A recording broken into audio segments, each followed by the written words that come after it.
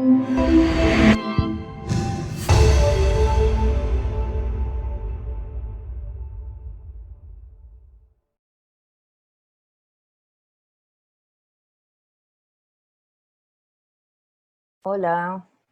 buenas tardes, noches para algunos. Bienvenidos a todos los que nos visitan desde todas partes de Latinoamérica. Gracias por asistir a este panel Diseño y Naturaleza, parte del Congreso Académico de Diseño CADI 2020. Bueno, muchas gracias por estar aquí y también muchas gracias a los panelistas anteriores que nos han dejado un debate súper interesante sobre el impacto socioambiental. Mi nombre es Paula Cermeño, soy profesora de diseño industrial en la Pontificia Universidad Católica del Perú, y también soy diseñadora industrial, tengo una maestría en diseño de productos, y bueno, estoy acá súper contenta de moderar el panel. De hecho, a mí me parece súper interesante conversar sobre estas relaciones entre diseño y naturaleza, relaciones o incluso ausencia de relaciones, ¿no? Y para eso estamos aquí, justamente para discutir de esto, eh, y me complace mucho que tener conmigo a este grupo de 7 panelistas que son muy distintos y que han abordado justamente este tema de maneras y con aproximaciones muy diversas. Solo para resumir el índice de nuestro panel, vamos a hacer una primera parte donde cada panelista se va a presentar, y en la segunda parte, que es la principal, vamos a conversar alrededor de 3 preguntas que se han planteado para este panel. Bueno, entonces sin más preámbulo, paso con la presentación.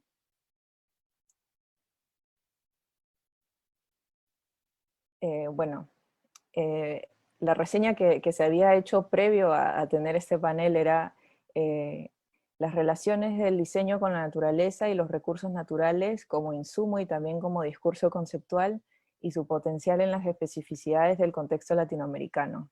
De hecho, esto lo vamos a también debatir y ver cómo encaja el día de hoy.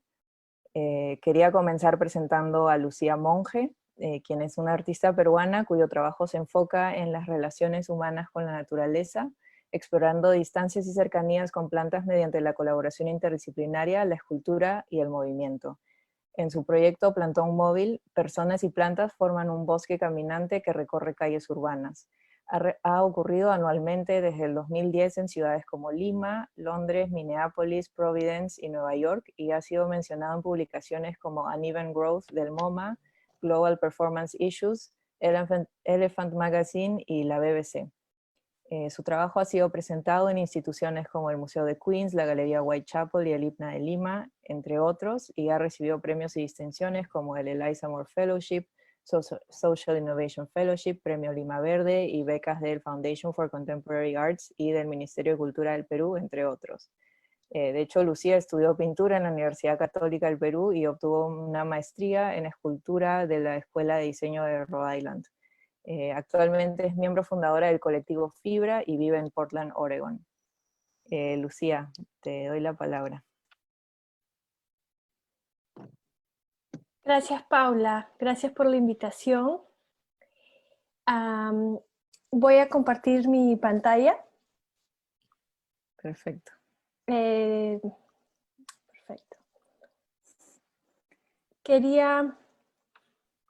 Gracias por la invitación y por la presentación.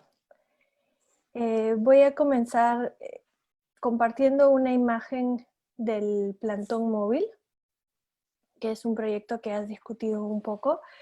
El Plantón Móvil es un proyecto que vengo realizando desde el 2010 y que ocurre todos los años, idealmente una vez al año, a veces un poco más. Es un proyecto en donde personas y plantas se juntan para crear un bosque caminante que sale a recorrer calles urbanas para darle a las plantas y a los árboles la oportunidad de reclamar su lugar en la ciudad. La acción culmina con una siembra en el espacio público. A veces contribuimos a un espacio verde existente y a veces creamos uno nuevo. La idea del proyecto nace en Lima, donde hay muy pocas áreas verdes por habitante, y aún menos en el 2010 cuando el proyecto comienza, pero a lo largo de estos años lo he realizado en distintas ciudades y he encontrado que la relación entre las personas y las plantas y los espacios verdes en las grandes urbes tienen muchos puntos en común, como el descuido y la distribución desigual entre áreas verdes y distintos barrios. Lucía, de El, repente si puedes poner la pantalla completa, así todos ¡Ay, qué pueden... burra! Ya, ahora No, sí. sí, todo bien. Gracias. Gracias. Entonces, esa es la idea. El proyecto ocurre cada año desde el 2010 en distintas ciudades. Tienen muchas cosas en común, pero también muchas cosas distintas. Depende de la ciudad en la que se realiza y la comunidad con la que se organiza y las áreas verdes que se pueden crear como resultado. También quería compartir brevemente un trabajo que yo he realizado. Por 6 años estuve en un laboratorio de ciencia y de arte en la escuela de Rhode Island, donde yo hice mi maestría en escultura.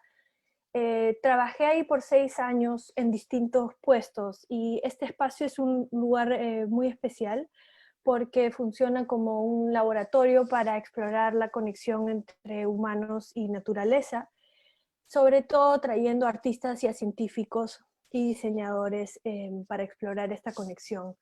Se funda bajo la premisa de que el arte y el diseño pueden aprender mucho de las formas, los colores, los patrones en la naturaleza. Y este es un laboratorio que tiene 80 años de existencia. Y en ese tiempo comienza con una colección de historia natural, pero luego incluye un laboratorio de microscopía y de biodiseño eh, para poder estudiar, digamos, esas mismas premisas, pero a múltiples escalas. El último proyecto que yo hice en este lugar fue organizar una exposición y una conferencia de biodiseño que fue co-curada con William Myers y otras personas y donde tuvimos como 20 artistas internacionales en la exposición. Y menciono esto también porque de alguna manera tengo esta experiencia trabajando en este laboratorio, mis intereses como artista en nuestras relaciones con la naturaleza y en colaboraciones con la ciencia, pero también con otras especies. Y eso me ha llevado a explorar biomateriales. Durante los últimos 4 o 5 años he estado investigando y usando biomateriales en mi trabajo y incorporando también en mis clases como de arte y diseño a nivel universitario y en algunos talleres. Mi interés principal en los biomateriales es no solamente cómo podemos colaborar con científicos, sino también cómo podemos hacer estos materiales accesibles y reconocer eh, oportunidades para hacer biomateriales y ciencia en cocinas o en jardines y hacer que más artistas y diseñadores seamos conscientes de dónde vienen los materiales que usamos y a dónde van, cómo terminan. Lo voy a dejar ahí. Gracias. Genial, muchas gracias, Lucía. No, realmente es fascinante el trabajo que haces con Plantón Móvil y también, bueno, la trayectoria del Nature Lab del RISD también es bastante impresionante y genial que tengan ese legado, digamos, como mencionas, durante 80 años, ¿no? Bueno, ahora pasamos con Jorge Cajacurí. Jorge es cofundador de EBEA Ecofashion, que es una empresa peruana social de moda sostenible enfocada en conservación de bosques. Jorge Cajacurí vive acá en Lima, Perú. Es bachiller en diseño gráfico de la Facultad de Arte y Diseño de la PUC, de nuestra universidad, y cuenta con un posgrado en diseño e innovación, Cool Hunting, en el ISABA, Escuela Universitaria de Diseño e Ingeniería de Barcelona. Jorge es fundador y director de Moray Studio, que es un laboratorio de nuevos materiales circulares, y es director creativo del estudio de diseño Caxacori. Pues con eso no, no digo más. Jorge, te dejo la palabra. Ok, muchas gracias, Paula. Voy a compartir la pantalla un momento.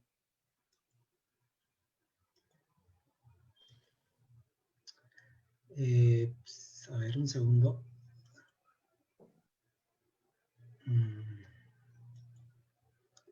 Bueno, muchas gracias por la invitación, Paula, a la Católica también, la universidad, y también a CADI por la invitación. Bueno, en 2015 inicié un proyecto acá en Perú llamado EVEA. EVEA somos una empresa de moda sostenible que trabajamos enfocados en el tema de conservación de bosques y comercio justo. Para esto trabajamos con comunidades de la selva peruana, más que nada de la etnia Guajún, que trabajan el tema del caucho o la chiringa, ¿no? Lo que ellos hacen es recolectar látex de chiringa de manera sostenible, es decir, sin talar los árboles y respetando los ciclos del árbol. Y con esa actividad logran desarrollar esas láminas que hay una foto de una chica tiene ahorita en la imagen. Esas son láminas de caucho. Y estas láminas nosotros las transformamos y convertimos en accesorios de moda como calzado, sandalias o inclusive un tipo de piel o cuero, entre comillas, de este caucho silvestre, ¿no? Lo más importante de esta dinámica es que las familias de la selva pueden obtener ingresos económicos del bosque sin talar los árboles. Tengo otro proyecto que también trabajo actualmente, que se llama Moray, que es una especie de laboratorio de materiales desde la economía circular, en el cual trabajamos pues proyectos que tienen que ver con materiales, ya sea para la industria de la moda o diseño de interiores o de envases, enfocados en este tema de circularidad, ¿no? Actualmente estamos trabajando algunos proyectos, por ejemplo, un biocuero en base a biomasa residual y un tipo de polímero natural o biopolímero o bioplástico. Lo estamos trabajando con San Marcos, con el Laboratorio de Materiales de San Marcos. Estamos trabajando un proyecto también que tiene que ver con biocuero de base de hongos, también con un laboratorio acá en Perú. Estamos en la fase ya justamente la fase final del curtido, y hacemos experimentos en muchas cosas, con levaduras, con algún material como el neumático fuera de uso, y bueno, estamos trabajando esos proyectos con el objetivo de poder ofrecer una alternativa a las empresas o diseñadores que quieren hacer proyectos de moda, por ejemplo, sostenibles, con un impacto positivo, y que a veces no hay esos materiales, no hay muchas opciones de materiales. Entonces, esa es un poco la idea, ¿no? La idea de este proyecto que estoy manejando y bueno, para empezar creo que está bien contar esta parte. Gracias. Voy a salir de la pantalla. Ya, perfecto. Muchísimas gracias, Jorge. De hecho, bueno, yo también estoy acá en Lima y veo justamente que hay muchos, digamos, muchas empresas que de repente querrían utilizar materiales de una manera más responsable, gente que intenta reciclar cosas que no se pueden solamente por el optimismo de que seguro se puede reciclar de alguna forma. Y entonces justamente, y en campos como el packaging, bueno, como el diseño de envases, carecemos, ¿no? Y los empresarios carecen de esas alternativas locales a materiales que sean más responsables, ¿no? Y que sean también competitivos de alguna forma. Y me parece súper interesante también, tanto en Lucía como en Jorge, cierta dimensión social, como, bueno, con Plantón Móvil y con IDE, ¿no? Que hay esa dimensión que está considerada en sus proyectos. Bueno, comparto el siguiente panelista. La siguiente panelista, perdón, Mariana Leguía, obtuvo un doctorado en Biología Molecular, Celular y Bioquímica de la Universidad Brown, Rhode Island, Estados Unidos, en el 2005. Después cursó estudios de postdoctorado en el Lawrence Berkeley National Laboratory en Berkeley, Estados Unidos, y en la Universidad de California, donde se enfocó en el área de biología sintética. En el 2011 retornó al Perú, donde se desempeñó como directora de la Unidad de Genómica y Descubrimiento de Patógenos del US Naval Medical Research Unit número 6, Lima, Perú, y desde enero del 2018 dirige el Laboratorio de Genómica de la Universidad Católica del Perú. Sus áreas de interés, su área de interés son las enfermedades infecciosas y cómo estas afectan a la salud pública en el Perú y en el mundo. Su enfoque científico es la utilización de técnicas genómicas avanzadas con la finalidad de desarrollar diagnósticos para enfermedades tropicales, optimizar vacunas contra ellas, encontrar marcadores genómicos de riesgo y descubrir patógenos nuevos que puedan afectar la salud humana y animal.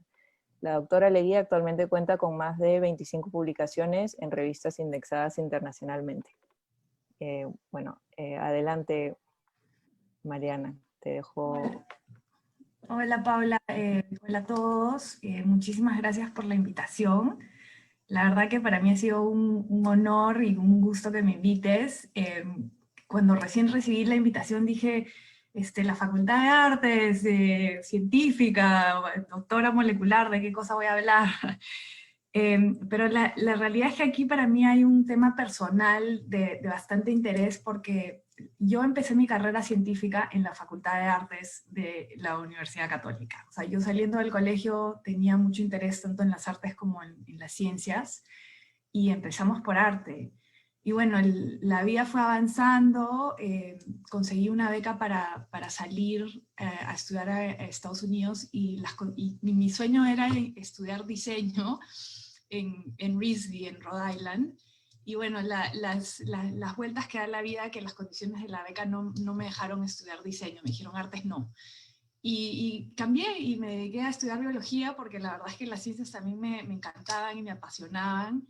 Y la ironía es que ahora pues estoy de vuelta como círculo completo en la Católica, aunque en una facultad diferente y haciendo un poquito de cosas diferentes, pero siempre me ha interesado mucho esta idea de poder tener diálogo entre los artistas y los científicos, los diseñadores, y cada vez que ha habido alguna oportunidad para participar en algo, ya sea en un congreso o en una colaboración, he estado muy abierta a hacerlo, no tanto por el interés personal que tengo, como por el hecho de que yo soy una creyente ferviente de que uno aprende mucho cuando habla con gente que es de otras disciplinas. O sea, digamos, cuando hablas con otros expertos y buscas áreas de entendimiento.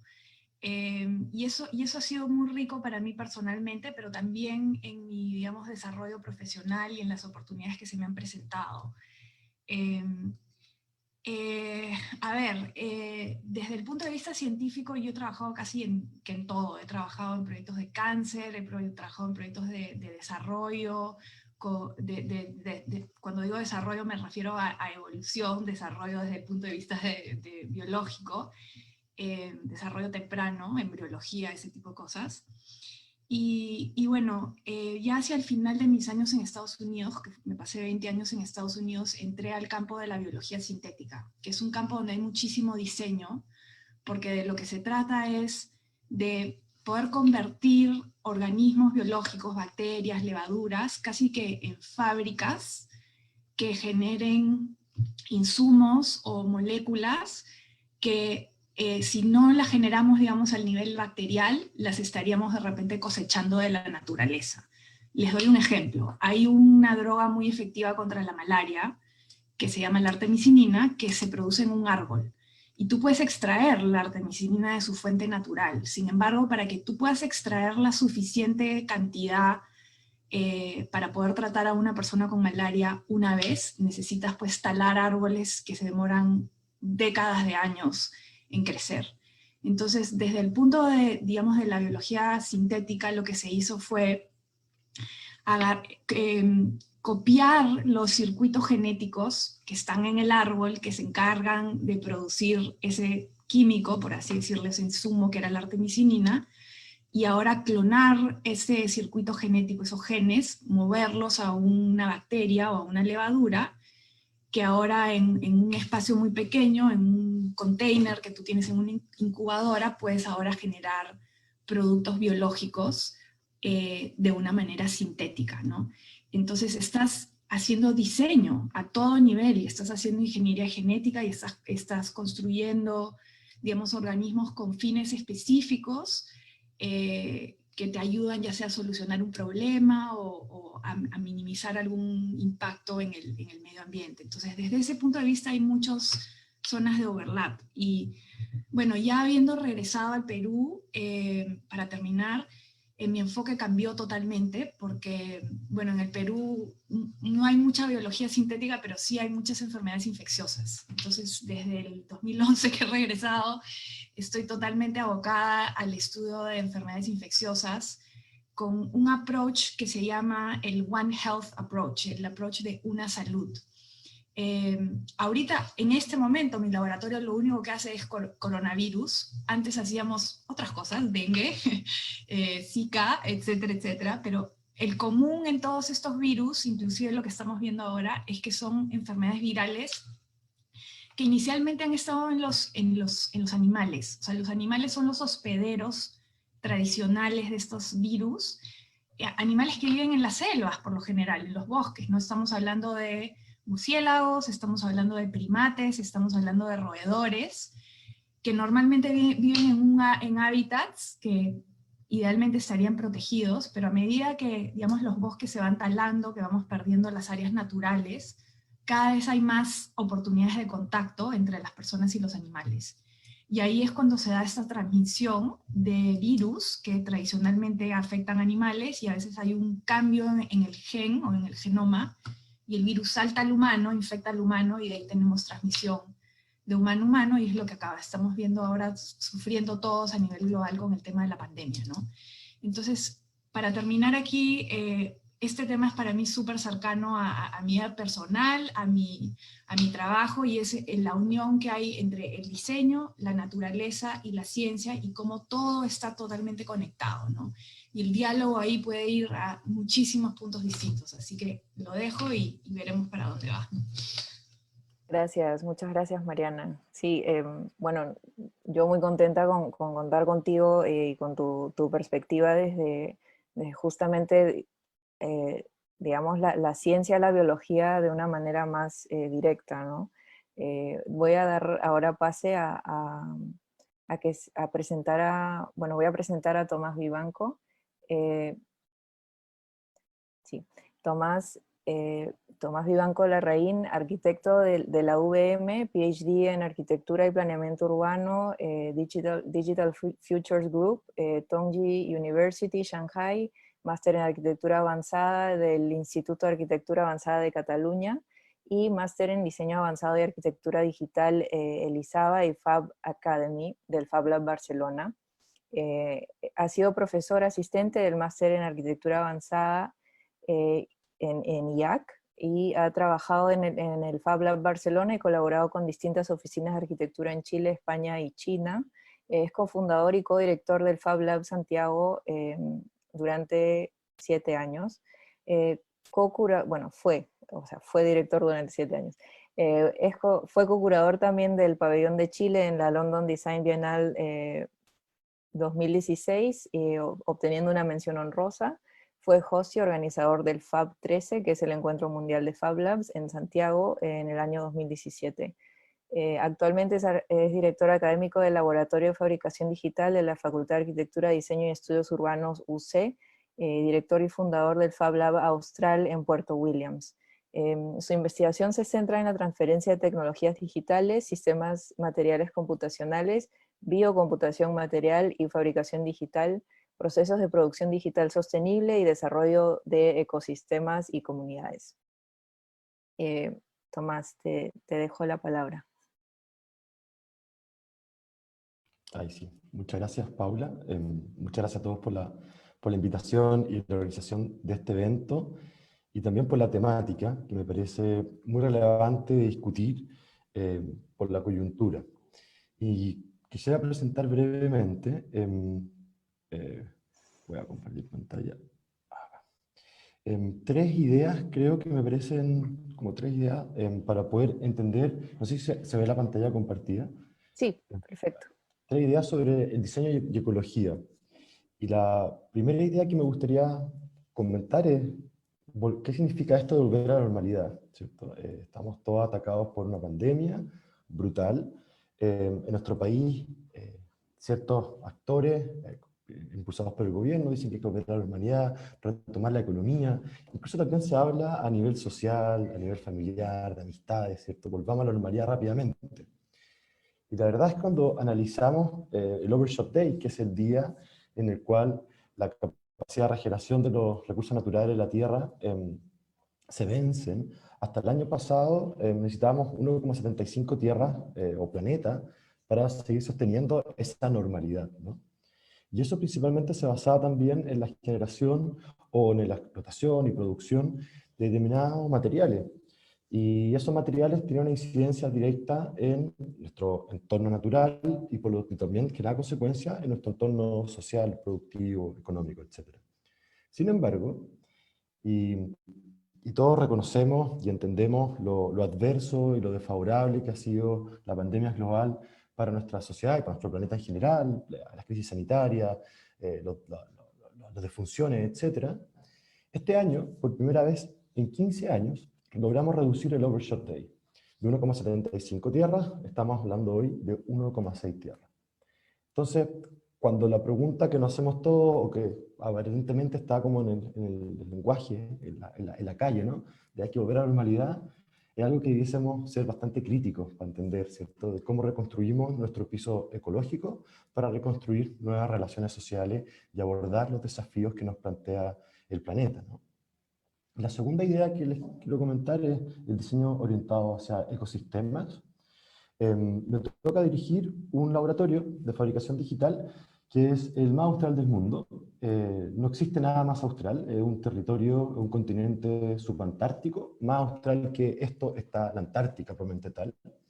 Todo llega por barco, inclusive la energía. Llega una vez por semana en un barco de gas, todo se produce en el continente, se exporta a este lugar, y si es que una botella de plástico entra a esta isla, que se llama Isla Navarino, a esta pequeña ciudad de 2.500 habitantes aproximadamente, esa botella de plástico no vuelve a salir de esta isla.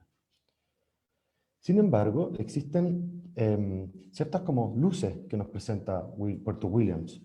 Puerto Williams es una reserva mundial de la biosfera, tiene una agua más pura, una del agua más pura del mundo. No existen vestigios de la industrialización, dadas las corrientes que hay, las corrientes subantárticas, hace de que esto sea un ecosistema prístino para eventualmente explorar un futuro desarrollo. En cierto sentido, es una especie de laboratorio, laboratorio natural en la cual podemos experimentar, probar y hacer intersecciones entre la ciencia y el diseño. Lo que hacemos en este laboratorio principalmente es vincular tres grandes elementos: las tecnologías, el territorio, pero también a las personas, dentro de un modelo que hemos desarrollado dentro de como la red de Fab Labs, que le llamamos como una comunidad Fab rural. Hacer un desarrollo sustentable, centrado en las personas, donde tiene ciertos vectores como de intención, donde está el diseño, la producción, el ecosistema, el patrimonio, valorando los recursos bióticos, la cultura ancestral, los saberes locales, la habilidad de aprendizaje del siglo XXI, el pensamiento digital, la fabricación digital, la estrategia de implementación que tiene que haber a través del diseño de lo que se produzca dentro de estos laboratorios y estos espacios, y la economía circular para dar sustentabilidad a estas comunidades rurales. Y la tercera idea que les quiero plantear es las nuevas materialidades que surgen a través de estos modelos y surgen a través de repensar esta nueva normalidad. Y lo primero es encontrar una escala de estas nuevas materiales que le denomino la mesoescala del diseño, en donde las propiedades de los materiales empiezan a aparecer como expresiones, ¿no?, expresiones de interacción, ya sea una sensorización, una textura, un color, un olor, en la cual podemos desde el diseño empezar a abordar los desafíos que los materiales nos ofrecen. En Puerto Williams se caracteriza por exportar la centolla, que es esta caparazón que está acá, que en inglés se llama king crab, que son estas especies como de, ¿cómo se llama?, cangrejos grandes, ¿no? Y descubrimos que la caparazón de las centollas que se desechaba en un vertedero que expelía olor por toda la comunidad de Puerto Williams mientras temporada alta, prácticamente no se podía evitar el pueblo, descubrimos que tiene una propiedad, uno de sus componentes, la quitina. Logramos armar una máquina para poder extraer la quitina de esta caparazón de la centolla y producir nuevos tipos de bioplásticos. Entonces empezamos a usar un desecho orgánico, empezar a transformarlo en una nueva materialidad. Y aparece la idea del relato con el territorio. Entonces con la comunidad hemos ido desarrollando una serie de iniciativas para, por ejemplo, recolectar algas de la playa que están en desecho, procesarlas dentro del laboratorio de fabricación digital, a través de ciertas actividades participatorias para luego producir nuevos materiales que puedan ser insumos, ¿cierto?, para los productos que se consuman dentro de la isla. En paralelo, hemos ido desarrollando, junto con un grupo y un fondo de investigación del Ministerio de Cultura y las Artes de Chile, un proyecto que se llama LUGAE, que es un biofilm en base a carragenina y glicerina a partir de estas algas que extraemos desde las playas. Pero este proceso de experimentación que a veces uno tiene desde el diseño, ¿no?, tiene que venir cruzado con un proceso de cuantificación, ¿cierto? Entonces, todos estos materiales han sido testeados, todos estos prototipos y modelados desde sus expresiones formales, desde sus expresiones de la interacción, sensorizaciones, pero también desde sus propiedades mecánicas, ¿cierto? Saber de qué es realmente lo que estamos hablando cuando diseñamos un nuevo material. Y no quedarse simplemente en la expresión artística o en la buena voluntad de poder contar un relato, sino que hacer que ese material sea útil y nos traiga una información. Y a partir de eso podemos entender la circularidad de los materiales, pero también podemos clasificar los nuevos materiales y hacerlos comparativos con otros. En este caso, LUGAE son materiales sumamente estables que compiten con los polímeros artificiales y nos permiten entonces poder realmente ofrecer a la industria una nueva posibilidad de materiales y ser una alternativa real. Y a la vez, testear estos materiales con procesos y técnicas de fabricación digital para crear formas, packaging, incluso experimentar para poder crear productos para la comunidad. Y estos productos vienen acompañados de videos tutoriales, en los cuales las personas pueden, al igual como aprendieron de la alta gastronomía que uno aprende a través de libros, uno podría perfectamente cocinar o fabricar sus propios objetos en sus casas, repensando entonces este nuevo modelo de volver a la normalidad. Así que eso brevemente. Muchas gracias. Genial, muchísimas gracias, Tomás. Si fuera por mí nos quedaríamos hablando horas de cada uno de sus proyectos, y me da mucha pena ser la tirana aquí, pero sí, recuerden que son 3 minutos de presentación por persona. Igual me parece genial lo que planteas con los recursos locales y lo que planteas desde la especificidad justamente de Puerto Williams, y creo que de cierta forma en Latinoamérica todos nos podemos identificar con esta biodiversidad o estos ecosistemas muy específicos a nuestra inmensa región. Continuamos entonces con Rafael Freire. Rafael es fundador del estudio Rafael Freire, que es un espacio de investigación y creación multidisciplinario donde confluyen proyectos de arquitectura, artes visuales, artes escénicas y diseño. Su trabajo es parte de la diversidad natural y cultural del territorio peruano. Experimentan y diseñan en base a materiales y técnicas locales provenientes de la costa, el Ande y la Amazonía, teniendo como prioridad su sostenibilidad. Rafael estudió arquitectura en la Universidad Ricardo Palma y en 2007 adquirió una maestría en Bellas Artes en la Universidad de Plymouth en Inglaterra y en el Instituto de Piet Zwart en Rotterdam, Holanda. Trabajó como arquitecto y diseñador en Rotterdam y luego en Roma junto al arquitecto italiano Massimo Fuxas. Actualmente trabaja como director creativo en el estudio Rafael Freire, donde dirige un equipo de arquitectos, diseñadores y artesanos con quienes desarrolla distintos proyectos que integran, disculpen mi pantalla de pronto, que integran arquitectura, diseño y arte. Rafael, te dejo la palabra.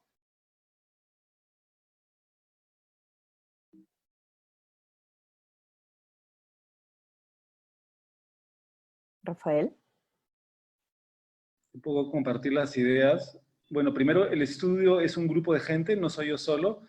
Yo estoy aquí, pero es un equipo, ¿no? Entonces hay muchas personas trabajando, digamos, diariamente y de muchas disciplinas distintas, ¿no? Nosotros desde un inicio el estudio lo hemos planteado como un espacio de investigación y un espacio multidisciplinario donde podemos, digamos, discutir y abordar desde distintos puntos de vista un tema, ¿no?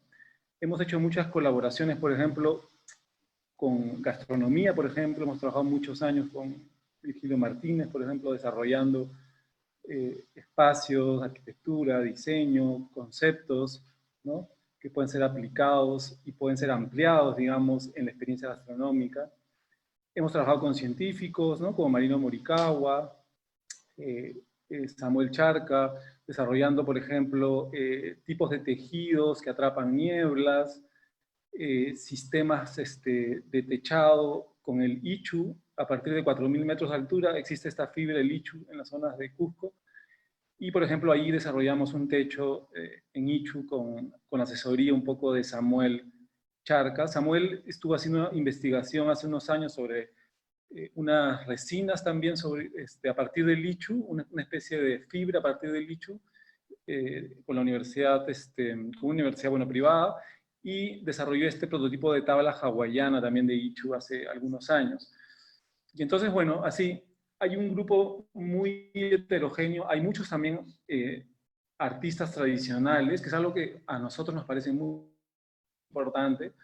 Un poco siempre cuestionamos las categorías que hemos heredado, digamos, de nuestras culturas, digamos, occidentales, ¿no? Normativas, donde siempre lo occidental se coloca por encima, ¿no? Quiere decir arte contemporáneo, o arquitectura, o medicina occidental, y más bien las categorías locales son puestas en un segundo plano, como tecnologías o como saberes que no tienen, digamos, una importancia en la actualidad, ¿no? Nosotros creemos que es lo contrario.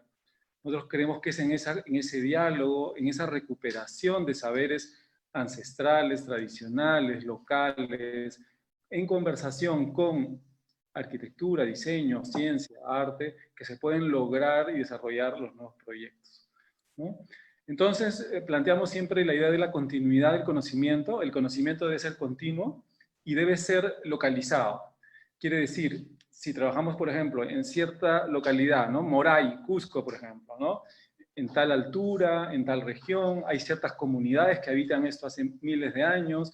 Entonces, el proyecto tiene que integrarse con toda esta biodiversidad natural y cultural, ¿no? Con toda esta historia. Y un poco a partir de eso es repensar las tecnologías, repensar las intervenciones, repensar la arquitectura, el diseño, ¿no? Siempre un poco partimos de eso. O si estamos localizados en el desierto, ¿no? Por ejemplo, en la zona de Aspitia, en el Valle de Mala, que recibe, ¿no? Todos los años estos huaicos, estos deslizamientos de tierra desde los Andes, y genera todo un ecosistema también allí de tierra muy fértil, que se desarrollan prácticas de agricultura, prácticas de artesanía. Entonces, ubicarnos ahí, entender la problemática particular, entender las transformaciones tradicionales que se han venido haciendo por miles de años y plantear ahí una nueva tecnología, o una tecnología que se integre y que dialogue con lo que ya existe. O sea, no es partir de un hoja en blanco, sino es partir de una lectura de un territorio, ¿no? Y esa lectura tiene muchas capas, ¿no? Capas geológicas, por ejemplo, saber la geología de esa tierra, capas vegetales, ¿no? Organismos vegetales, organismos animales, culturas que se han asentado en esos lugares, comunidades, y así. Toda esa complejidad debería estar dentro de un proyecto desde nuestro punto de vista, ¿no? Integrando siempre este déficit que hay entre los saberes, digamos, no occidentales y los saberes locales, ¿no? Porque hay como un déficit, ¿no? Por ejemplo, yo con Paula siempre, hablando de medicina, por ejemplo, ¿no? Hay todo un déficit sobre la medicina tradicional peruana, así como hay medicina china, medicina india, hay una medicina peruana que ha sido subvalorada y ha sido, digamos, deslegitimada por miles de años, y que luego, digamos, en las últimas generaciones ha comenzado recién a recuperar, ¿no? Entonces, este gran déficit tiene que comenzar a equilibrarse, y tiene que comenzar allí a generarse estas conversaciones, digamos, ¿no? Para plantear justamente y quizás cuestionar nuestra manera como estamos habitando, ¿no? El espacio, poder aprender del pasado, poder cuestionar también estas visiones, digamos, homogenizantes o autoritarias impuestas por la modernidad, ¿no? Y más bien desestabilizarlas desde otras visiones de otras culturas o de otras minorías. Hoy en día podríamos decir que las minorías son las que deben recuperar este poder que se perdió, minorías de todo tipo, ¿no? Dentro de las minorías, ¿no? Están los animales, están las plantas, ¿no? Y así, ¿no? Todas estas minorías y todas estas culturas que han sido valoradas tienen que regresar a un diálogo, en un espacio justamente de conversación y de recuperación, ¿no? Un poco ese es mi punto de partida y eso es lo que nosotros planteamos en el estudio. No sé si tengo todavía tiempo para enseñar una imagen o algo, Paula, o... En realidad ya estamos, si quieres durante la conversación puedes compartir alguna imagen. Gracias, Rafael. Muchas gracias. Me parece súper interesante este punto de vista también desde, igual que, digamos, Tomás, desde la especificidad local, y justamente el tema que planteas digamos, los seres vivos y las minorías también es interesante. Ahora pasamos con Ana Celia Martínez. Ella es diseñadora textil. ¿Están viendo mi pantalla? Bueno, Ana Celia Martínez es diseñadora textil mexicana y maestra en estudios mesoamericanos, Premio Tenerife al fomento y la investigación de la artesanía de España y América 2014 con el trabajo Izote Ixotl, fibra con identidad, tradición y permanencia. Cuenta con 15 años de experiencia docente en la Universidad Iberoamericana y otros centros de estudio. A través de la investigación, recuperación y técnicas y el conocimiento histórico, estudia los textiles tradicionales principalmente de México y propone a las fibras semiduras como patrimonio biocultural, pues son un vínculo valioso entre naturaleza y humanidad. Ha trabajado proyectos de diseño vinculando Perú con México y ha diseñado e impartido capacitaciones a grupos artesanales en distintas partes del país para compartir conocimientos e incrementar el diálogo entre el mundo artesanal y el diseño contemporáneo. Ha participado en coloquios académicos a nivel nacional e internacional, y su experimentación y trabajo con el arte textil le han permitido participar en bienales como la Bienal de la World Textile Art Organization. Ana Celia, te doy la palabra.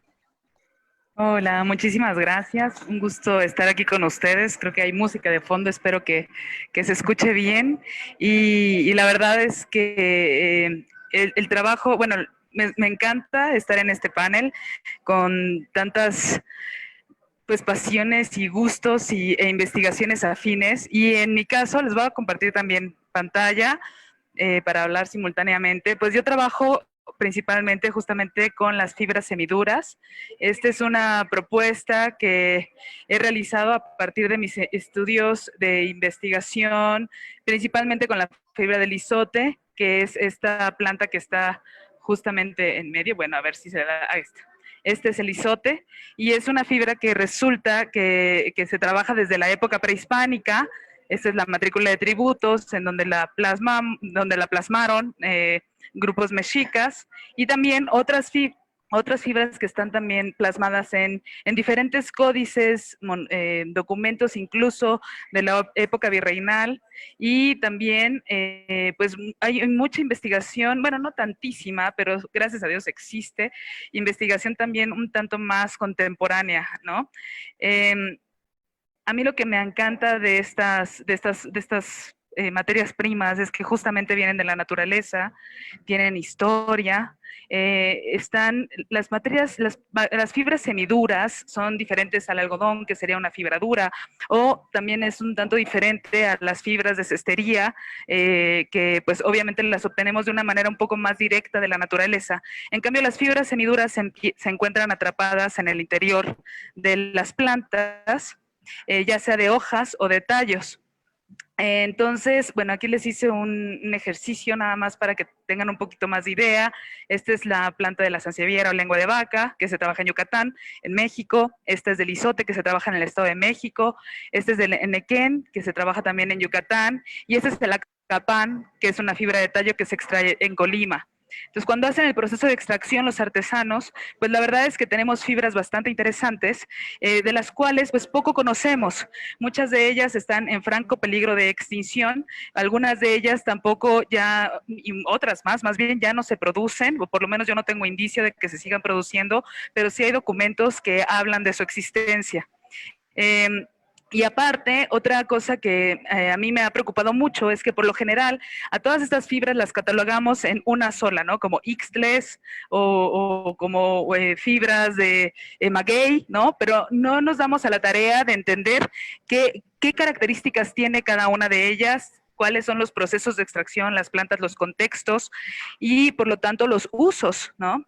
Yo como veo a las comunidades tradicionales también de una manera muy que me llama la atención, es de que ellas son las repositarias de este conocimiento y que ahora pues, pues nos toca a nosotros como llevar a otro nivel, incluso incluyendo la sustentabilidad, todas estas materias primas y obviamente también los tintes naturales y todo lo que esto conlleva. Entonces, pues por eso es que me encanta estar aquí con todos ustedes y que aparte podamos, pues en algún momento también trabajar, ¿no? O vincularnos con todas las habilidades y los proyectos que tienen, que resultan maravillosos a mi vista. Genial, muchísimas gracias, Ana Celia. De hecho, lo que mencionas también me trae a la mente los temas de biodiversidad y de cómo en el mundo usamos muy pocas especies como humanos, que somos tantos, usamos muy pocas especies y las generalizamos para muchas cosas, ¿no? Y eso pasa con los materiales bastante. Bueno, les voy a compartir nuevamente mi pantalla para dar pase a el Laboratorio de Biofabricación de la Universidad de Chile, que está representada por su director, Francisco Chateau. El laboratorio se formó en el año 2017 gracias al financiamiento de la Vicerrectoría de Investigación de la UC de Chile. Sus objetivos son el desarrollo de investigación aplicada en torno a procesos de fabricación que involucran organismos vivos, el diseño en base a biomateriales y la creación y divulgación de tecnologías de código abierto para la implementación de laboratorios de bajo costo en centros educativos y de investigación en general. En él participan investigadores de las facultades de Ciencias Biológicas, Arquitectura, Diseño y Estudios Urbanos e Ingeniería. Actualmente se aloja en la Facultad de Arquitectura, Diseño y Estudios Urbanos, FADEU. Ha participado en proyectos con múltiples fuentes de financiamiento, entre ellas los concursos BRI, los concursos Fondart, Fondo Nacional para el Desarrollo Cultural y las Artes de Chile, el Fondo Semilla, Centro de Innovación UC, el concurso ARTESIG, Artes y Tecnologías, Ciencias y Humanidades UC. Francisco, te dejo la palabra. Bien, muchas gracias. Voy a poner unas imágenes mientras hablo.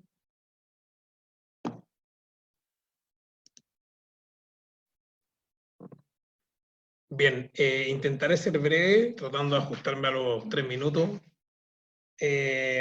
Me ha tocado la suerte de participar de una iniciativa interdisciplinaria con un grupo muy grande de personas.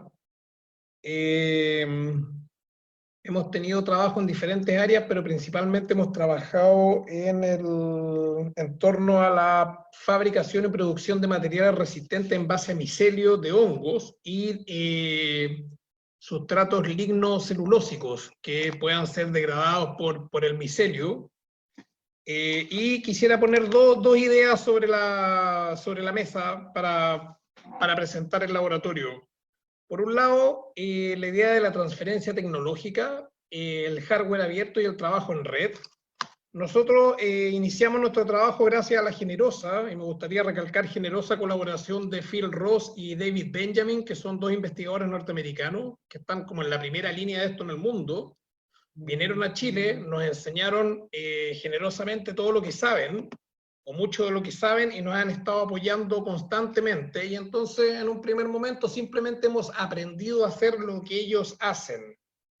Y claro, aprender a hacer lo que ellos hacen estando en Chile, que es un país con escasez de recursos, ya conlleva como un proceso singular de aprendizaje.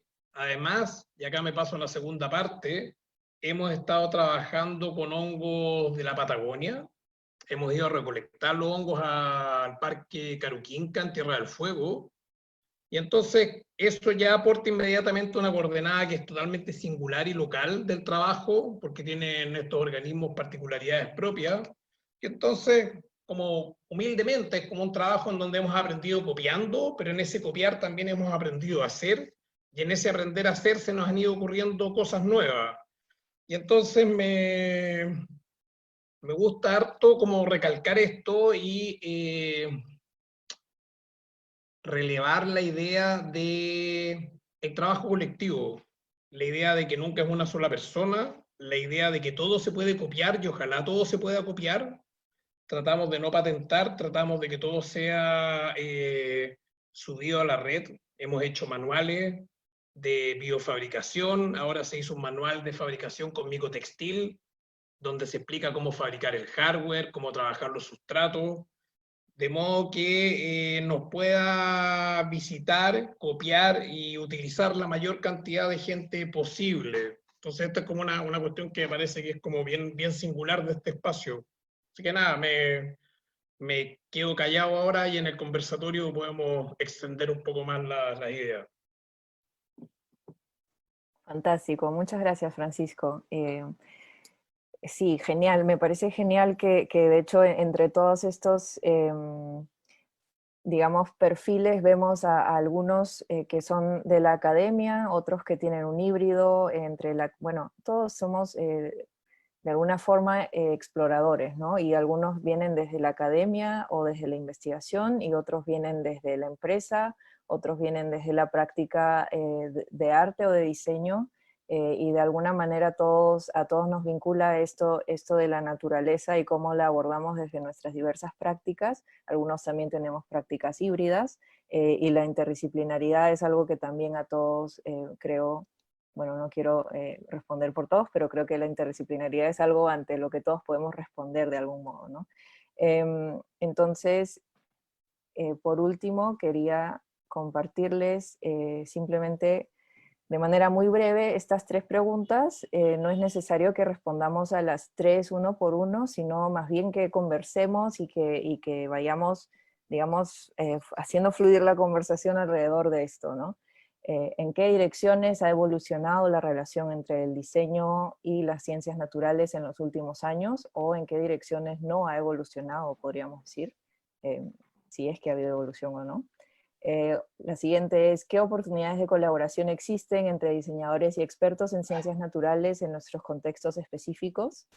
Y la tercera pregunta es, ¿cómo se podrían abordar las oportunidades de colaboración diseño-naturaleza desde la enseñanza universitaria? Y eso lo digo porque estamos dentro del marco del Congreso Académico, y creo que todos, sean académicos o no, podemos opinar sobre eso. Y bueno, eso, ¿no? También en el panel anterior estuve escuchando mucho del término Human Centered Design, o bueno, diseño centrado en el humano, y estuve pensando un poco también en cómo últimamente podemos pensar de repente no solo en el humano, sino también en el planeta, o en un diseño centrado en las especies. Entonces, pues hay muchísimos aspectos que abordar aquí. En realidad, yo dejo un poco abierta la palabra a quien quiera comenzar. De repente podría comenzar Francisco mismo sobre estas preguntas, más o menos, ¿cuál es tu postura? ¿Cómo te sientes al respecto? Bueno, sí, me tocó presentar último y comentar primero. Sí, a mí me interesaron las preguntas y me resonó con una cuestión que me viene dando vueltas cierto tiempo, de la cual también he estado tratando de informarme, y es porque la primera pregunta hablaba de las relaciones entre ciencias naturales y diseño.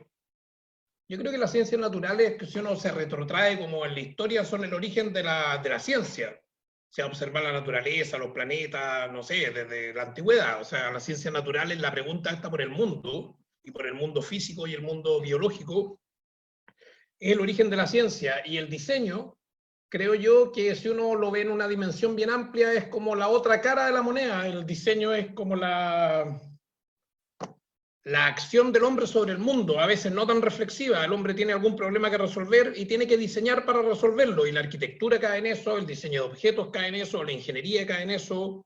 El hombre tiene que hacer cosas para estar mejor, para poder vivir. Y entonces, tomando y al contestar las preguntas estas por escrito, yo pensaba, claro, en Erwin Schrödinger, el físico, que habla, y otra gente, de esta cosa como un binomio, como arte por un lado, como forma de conocimiento, y ciencia por otro lado, también como forma de conocimiento. y se presentan como dos polos que son antagónicos o que están muy separados, el arte por un lado, la ciencia por el otro, el arte con sus capacidades y con sus métodos o no métodos, y la ciencia con sus capacidades y sus métodos. Y en realidad a mí me parece que lo más productivo es pensar que ambas cosas siempre coexisten y que probablemente cualquier actividad de las que estamos haciendo cualquiera de nosotros se puede situar en algún punto intermedio entre estas dos cosas, y que tiene un poco de arte y un poco de método y un poco de intuición y un poco de algo inexplicable y a veces mucho método y poca intuición.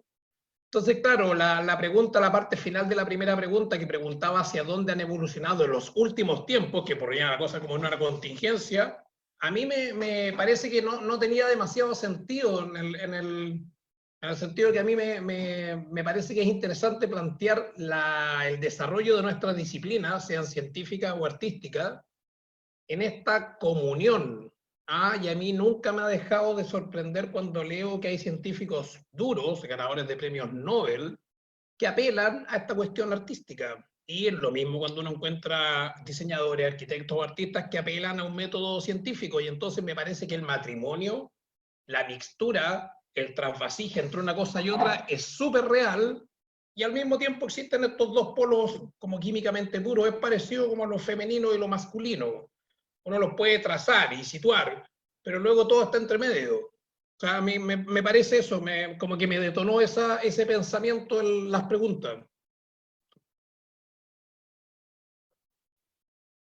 Gracias, Francisco. Sí, de hecho, claro, las preguntas más bien y también el nombre del panel mismo propone una cierta dualidad, ¿no? Entre diseño y naturaleza, y de repente un poco que las separa desde su misma denominación.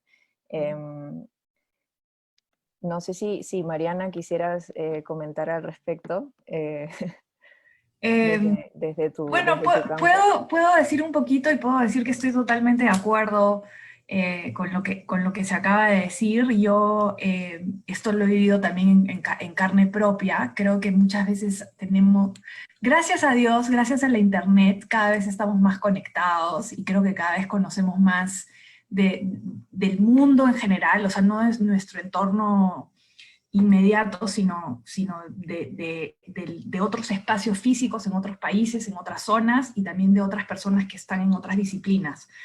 Pero lo que yo pensaba era, por ejemplo, de cómo ha ido evolucionando este tema de las ciencias y del arte desde el concepto, por ejemplo, del hombre del Renacimiento, ¿no? El Renaissance Man, Michelangelo, por decirlo así, ¿no? Era medio médico, era artista, era escultor, era anatomista, hacía disecciones de cadáveres para poder entender cómo estaban los músculos y los dibujaba. Entonces hemos pasado, digamos, de unas épocas donde el conocimiento científico no era tan amplio y por ende se podía concentrar muchas disciplinas dentro de una sola persona. A medida que han ido avanzando los años, los científicos cada vez se han ido especializando más, y es como que saben muchísimo más sobre un tema mucho más angosto, pero yo diría que gracias a Dios en los últimos años hay este rescate de que tenemos que colaborar, y que tenemos que hablar con personas de otras disciplinas, y yo diría que no solamente hay que hablar con otras personas de otras disciplinas en ciencia, sino de otras disciplinas, punto. ¿No? Y ahí es donde en los últimos 10 años estamos viendo los Fab Labs y las miles de oportunidades que se nos presentan para, digamos, cazar a la ciencia y al arte de una manera más directa, ¿no? Creo que es un campo fascinante y que las conversaciones son interminables. Gracias, Mariana. Sí, de hecho, digamos, Da Vinci hacía estos dibujos de máquinas voladoras, ¿no? Ahí muchas veces se traza el inicio de la biónica o de la biomimética tradicional o digamos, occidental. Y claro, de repente en esa época todos tenían que ser, o bueno, el modelo de Da Vinci era ser un poco de todo él mismo, y ahora más bien estamos buscando, podría ser, ¿no? Estamos buscando colaborar entre diferentes disciplinas y un poco reconociendo que cada uno tiene cierta especificidad. no sé si más bien Lucía quisieras comentar al respecto, si desde tu práctica artística te parece que sucede algo similar. Sí, estoy pensando en dos cosas. Una es que creo que en mi experiencia como educadora enseñando en la universidad, los estudiantes ya muchas veces no creen en estas distinciones disciplinares. Entonces, el reto está en cambiar las instituciones, porque en realidad la audiencia, ya sean los estudiantes o los fabricadores jóvenes, no están tan interesados en cuáles son esas relaciones, esas distinciones entre disciplinas, más bien están mucho más abiertos a una fluidez de colaboración entre disciplinas. Y lo otro que estoy pensando es que algo que a mí me interesa personalmente es no solamente la colaboración interdisciplinar, sino también buscar colaboraciones fuera de la disciplina. Y un poco, como comentaba Rafael, reconocer esos saberes que se generan de distintos lugares. Entonces, no solamente aprender con un científico, sino también aprender de otros humanos que saben por su experiencia con su entorno, que saben por sus propias necesidades, que saben por su observación de su entorno. Incluso ahí agregaría también aprender de otras especies, ¿no?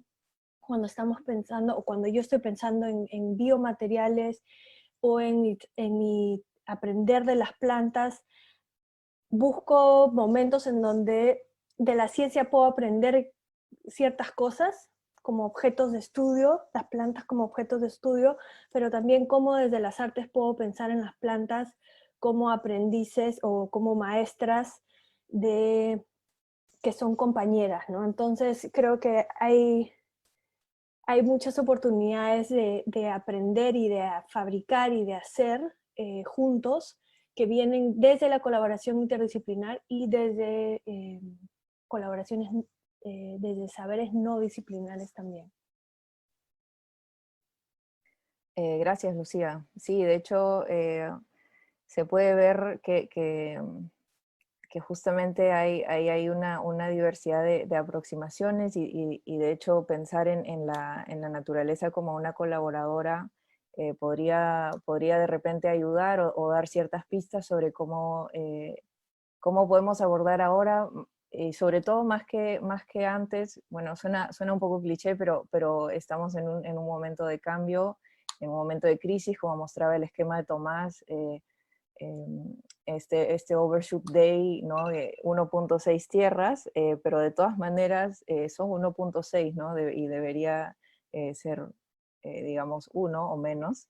Entonces, creo que es súper importante hablar de justamente estos temas y estas relaciones.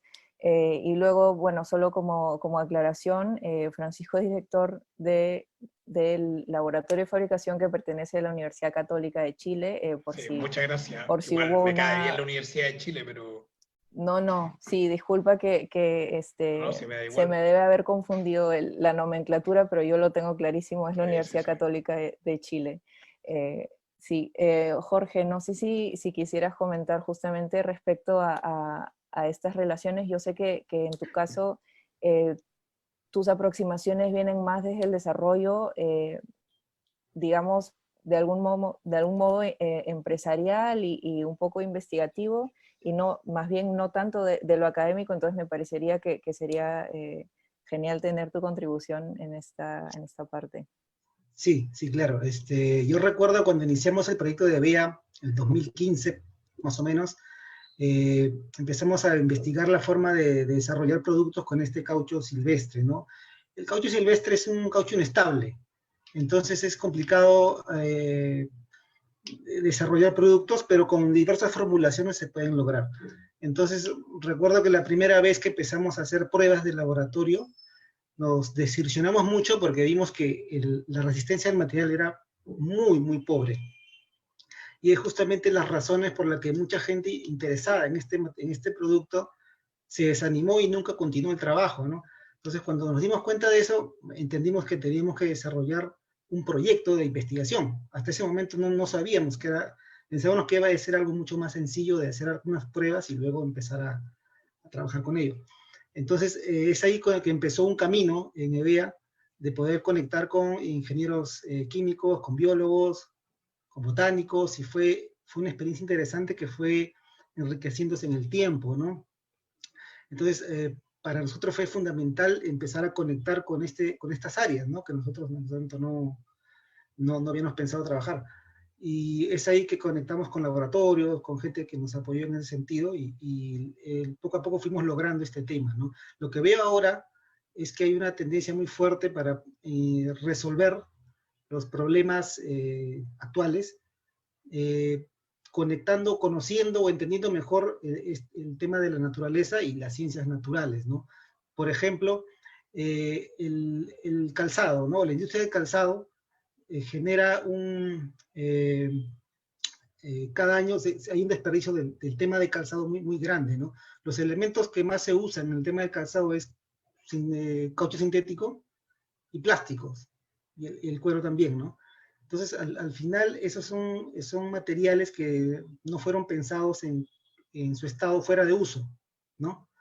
Entonces, yo veo que hay muchos proyectos a nivel mundial que buscan investigar, reemplazar estos materiales, por ejemplo, con el tema de hongos, ¿no? Que ya hemos hablado aquí, ¿no? Hay biocueros de hongos, el tema de las algas también, para reemplazarlo a un tema de microporoso, o el espanso, que se usa mucho en el tema de calzado. Y eso me parece genial, ¿no? La función del diseñador. Y cuando digo diseñador, no solamente me refiero al diseñador de objetos, sino a un diseñador también de formulaciones, un diseñador de sistemas, un diseñador de procesos, que pueda modificar inclusive sistemas vivos, como un caso, por ejemplo, recuerdo el de Mama Grande, que es un caso de Argentina, que modificó creo que una bacteria, y dentro de un espacio de aguas sucias o aguas dañinas, esta bacteria consumía este elemento dañino de esas aguas y lo convertía en un bioplástico. Entonces, es muy interesante para mí todo lo que se está dando ahora respecto a cómo podemos aportar en este tema de la materialidad para poder modificar, por lo menos el tema de materiales, que es el tema que a mí me interesa mucho, y proponer nuevos materiales que puedan reemplazar a estos materiales que venimos, que hemos heredado, ¿no? De nuestros, bueno, del pasado. Es un poco una idea que quería plantear al tema. Genial, sí, bueno, ahí yo me puedo identificar con varias cosas que mencionas, ¿no? Y de hecho, sobre el tema de los materiales, por un lado, y sobre el tema de qué tanto tenemos que de repente nosotros saber, bueno, por ejemplo, tú eres diseñador, y yo también soy diseñadora, y cómo de repente como diseñadores no tenemos tantas nociones científicas per se, y a veces, digamos, podemos diseñar sistemas, pero no sé qué tanto podríamos diseñar formulaciones, o en todo caso, cómo podríamos abordar o cómo hemos abordado eso, ¿no? Entonces, quería, de repente creo que ahí, Tomás, podrías un poco complementar con lo que dice Jorge, de repente desde la parte del desarrollo de LUGAE.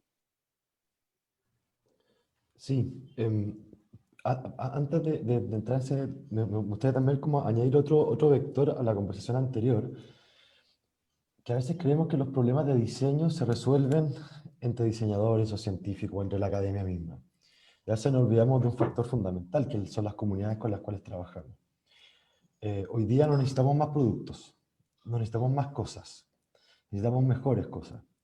Entonces pareciera ser que los problemas de diseño los seguimos resolviendo entre diseñadores o actividades afines, sin mucha consideración, sin escuchar, sin detectar, sin colaborar, sin observar nuestro entorno, nuestro ecosistema. Entonces ahí creo que debe haber un cambio fundamental con este diseño orientado al usuario para que él consuma mi producto, ¿cierto? O sea, un diseño orientado hacia la ecología, donde podríamos integrar distintos factores y distintos elementos. Porque una cuestión súper importante del diseño no es cómo lo transferimos, porque eso ya viene con una lógica de direccionalidad, ¿no? Yo lo transfiero como yo soy el especialista que sabe, que acumulo el conocimiento, y yo soy que bajó del cielo, ¿cierto?, a entregarle el conocimiento, a entregarle la solución para el resto de su vida a esta persona, o a esta comunidad. Distinto es la lógica, ¿no?, que planteaba Francisco, de decir, mira, todo lo que hacemos en código abierto, eso no es un prerequisito común, convencional, ¿cierto?, en la industria, sino que ojalá que las personas lo puedan reproducir, fabricar, que hayan tutoriales, manuales, instructivos, que las tecnologías que se guardan en laboratorios de alto estándar puedan ser abiertas, hackeables por personas, etc. De ese modo se empieza a recoger también los saberes locales, que son fundamentales, ¿no? Porque también es la cuestión, podemos diseñar los mejores materiales del mundo, que no hace sentido a todos nosotros, pero si a la comunidad con la que estamos trabajando no le hace sentido, ese material no es pertinente, debiese no existir. Entonces, al final gastamos un montón de energía, ¿no?, de recursos energéticos para producir algo que no hace sentido. Entonces, creo importante empezar a entender los procesos de diseño conectados con la naturaleza, conectados con, desde y para sus ecosistemas. Y de ahí es como viene, en cierta medida, lugares, ¿no?, de entender un alga que se recogía, que se empieza a crear una actividad económica, particularmente en el norte de Chile, una alga roja, que se exporta a China para hacer cosméticos, y empieza a haber un saber local para empezar a producir esta alga. Y nos hemos encontrado con un montón de informes y estudios, por ejemplo, el sistema agrícola ganadero del Ministerio de Economía determinan que en Chile solamente el 40% del suelo y la tierra de Chile es apta para la producción. Y uno se preguntará, bueno, ¿apta para producir qué cosa? Peras, manzanas, puede ser, pero si el resto del 60% del territorio chileno no es apto para la producción, entonces de ahí buscamos estos recursos de la biomasa, ¿cierto?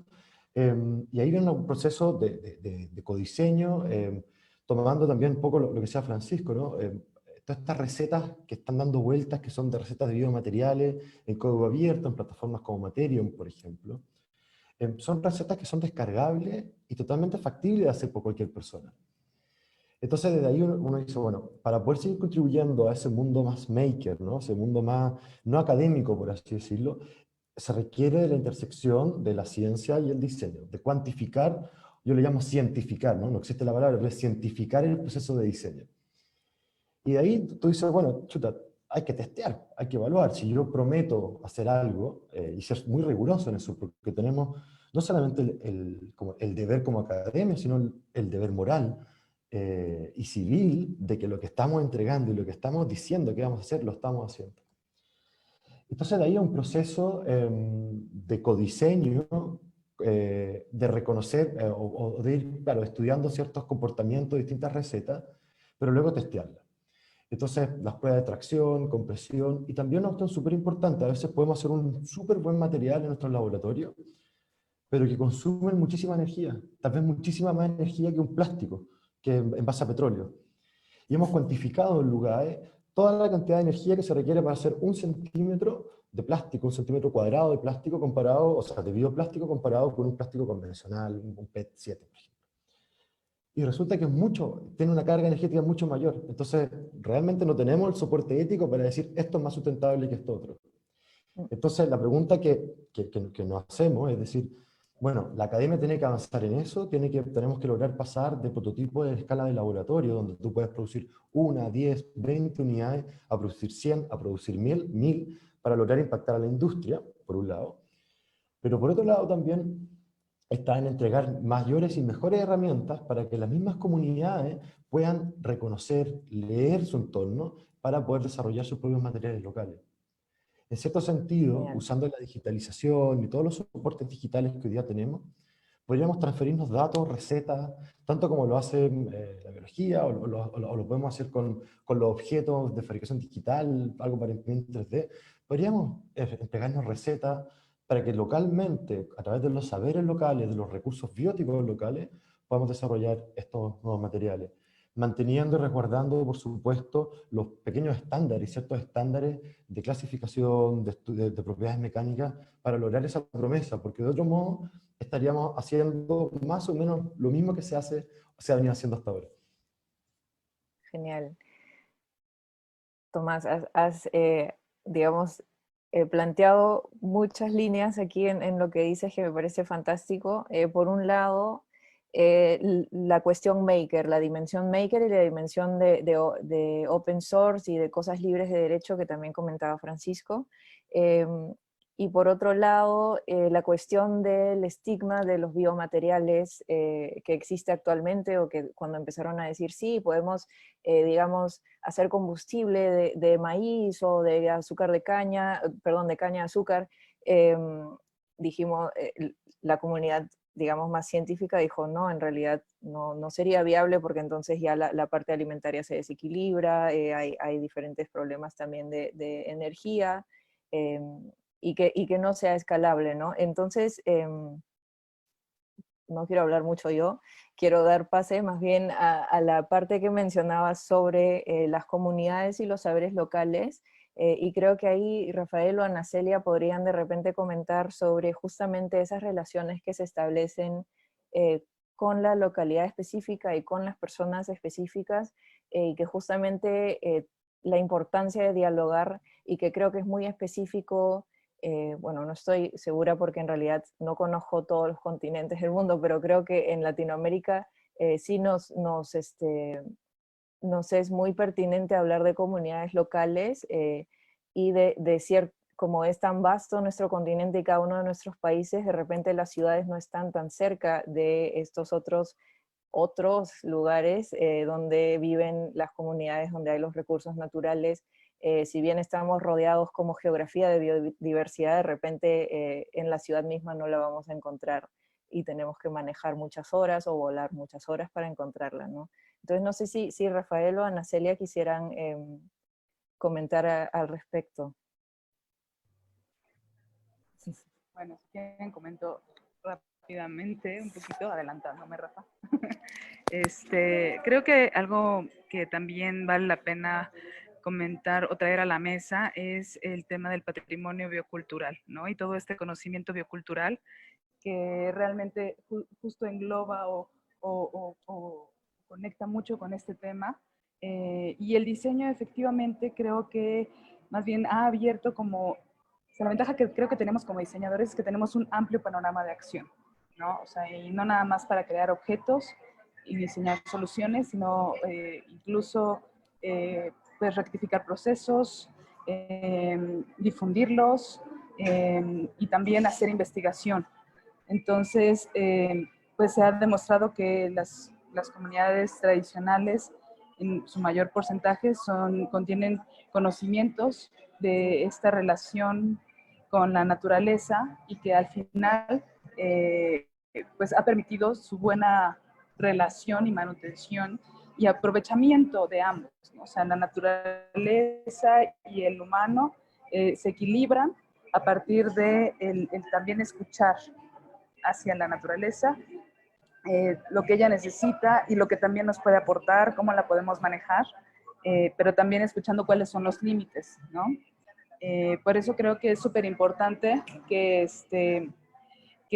podamos como considerar el estudio de las comunidades y, como lo dijeron, escuchar a las comunidades, escuchar ese conocimiento que muchas veces se ha degradado, o sea, no se considera importante. Ahorita, afortunadamente, yo sí he sentido que cada vez tiene mucho más peso en lo que las comunidades dicen, lo que las comunidades piensan, y creo que poco a poco también los jóvenes están integrándonos a ese conocimiento y tenemos ansia de ello porque también lo necesitamos. O sea, necesitamos generar una alianza y una reflexión en torno a los diferentes mundos que habitamos este planeta, los diferentes grupos sociales que existimos, ¿no? Entonces, si bien está la comunidad científica, está la comunidad de las artes, ¿no? Las comunidades tradicionales, y creo que es una gran alianza, porque finalmente el conocimiento que tenemos como patrimonio, pues viene de una larga experimentación, ¿no? O sea, por lo menos aquí en México, de más de 35,000 años, y que pues a mucha gente también le costó la vida en algún momento saber qué planta era venenosa y qué no, o qué fibra podía causar daños a la piel y cuál no, y todos los procesos de producción que pues ahora bueno, a mí me sorprenden y me encantan porque están tan vinculados con todos los procesos naturales y entre ellos mismos también están vinculados, que desperdicios de un proceso pueden ser beneficios para el otro, y esos sistemas yo creo que es importante también que los podamos retomar, y yo sí le veo como un gran avance a esta relación naturaleza, cultura, ciencia, diseño. Entonces, seguro, más o menos eso es lo que yo fundamentaría ahorita. Gracias, Ana Celia. Rafael, ¿quisieras complementar? Estás con el micrófono apagado. Solo para completar lo que muchos participantes vienen diciendo, bueno, para mí uno de los problemas, digamos, fundamentales es la manera como nos relacionamos y cómo pensamos y cómo sentimos la naturaleza, ¿no? Y parte de una idea o de una práctica de separar las cosas, quiere decir, es el ser humano separado de la naturaleza, el cuerpo separado de la mente, el interior separado del exterior. O sea, se han generado todas esas dualidades y dicotomías entre cultura y naturaleza, y hoy día, en realidad, lo que se tiene que hacer es superar estas dicotomías y pensar de una manera fluida, ¿no? Y pensar de una manera fluida de la misma manera como el territorio funciona. Quiere decir, un territorio está fluyendo, los animales, las plantas, el agua, y el ser humano es un factor dentro de este gran flujo y dentro de este gran ciclo, ¿no? Entonces, lo primero es reconocer este ciclo, este flujo constante y esa particularidad de cada lugar. Y luego la segunda pregunta, es, luego de haber reconocido este movimiento y esta dinámica cíclica, es cómo yo me inserto, o cómo desarrollo una tecnología o algo, o un hábitat que puede insertarse dentro de esta dinámica. Y este flujo, las comunidades están dentro de este flujo, no están separadas. Y son comunidades que vienen hace 10.000 años, por ejemplo, en el Perú, por ejemplo, cosechando la totora y el junco y tejiéndola, ¿no? Entonces, ellos en estas comunidades han aprendido a entender el momento en que se cosecha, el momento en que no se puede cosechar, el momento en que se seca, cómo se seca, y así, ¿no? Se han insertado dentro de este gran flujo, ¿no? Y se han fusionado, ¿no? Creando un hábitat que hoy día le ponemos el nombre sostenible, pero es una práctica, digamos, muy vinculante entre el ser humano y la naturaleza. Y es un vínculo que no pasa por, digamos, por la información o por la distancia, que son las herramientas más de la ciencia, sino más bien por el vínculo directo, por la experiencia, por el intercambio, ¿no? Por esa experiencia completa, si quieres, ¿no? En el territorio, en el espacio, ¿no? Entonces, para mí, digamos, la pregunta que tú planteas al inicio, un poco la cuestiono un poco yo porque ya parte de esta separación, parte de no reconocer esto como un gran flujo, y más bien la pregunta es si las tecnologías que hemos venido desarrollando, o el tipo de diseño, o el tipo de arte, o arquitectura, se han podido insertar en este flujo y en este ciclo, o más bien lo han desequilibrado, o más bien no han escuchado a este sistema y lo están afectando, a este gran cuerpo, ¿no? Un poco es así como lo visualizo yo, ¿no? Igual el tema, por ejemplo, del cuerpo humano frente al ambiente, quiere decir, lo que le hace daño al ambiente le hace daño al cuerpo. Entonces, si hablamos de salud, no podemos hablar solamente del cuerpo, tenemos que hablar del ambiente, ¿no?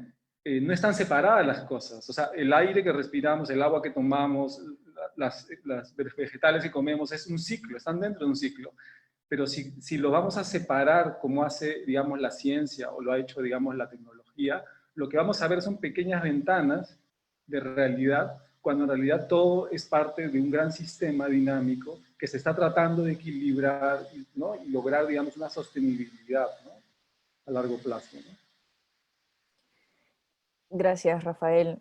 Yo creo que de hecho y definitivamente la naturaleza no tiene que ser, digamos, denominada en separación de o generando una dualidad con, ¿no? Porque somos todos parte de alguna forma, y todos tenemos que formar parte de este flujo.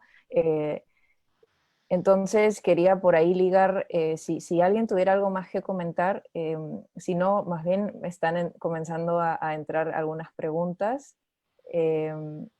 que creo que tienen mucho sentido con lo que estamos ahora diciendo. Entonces, una de ellas es, ¿hasta qué punto es ético modificar o utilizar la naturaleza para la creación de nuevos materiales?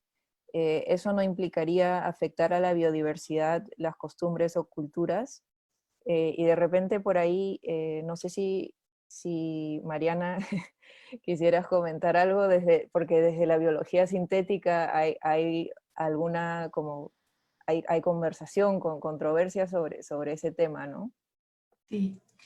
La pregunta es fantástica, es fabulosa, es una pregunta que se viene discutiendo desde hace mucho tiempo, obviamente desde el inicio en los círculos más científicos, en el campo de la biología sintética se habló desde el principio. Hay gente que va a argumentar que sí es ético, hay gente que va a argumentar que no lo es. Lo que yo quisiera rescatar es, al margen de cuál es tu punto de vista, yo creo que tenemos que entender que estamos en una coyuntura en el año 2020 en donde la tecnología existe, ¿okay? O sea, los humanos tenemos acceso a la tecnología para poder hacer estas modificaciones.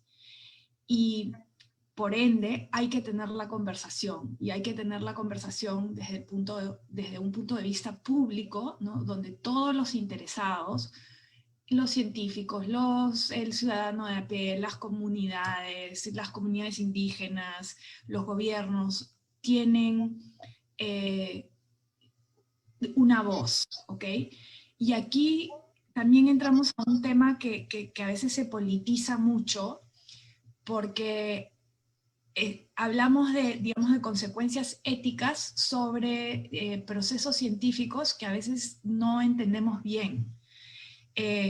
Nuevamente, o sea, si te das cuenta, estoy tratando de no tomar una posición en lo que estoy diciendo. Quisiera dejarlos con el mensaje de que tenemos que asumir que la tecnología existe, que hay que hablar sobre ella y que hay que estar abierto a las opiniones de los otros.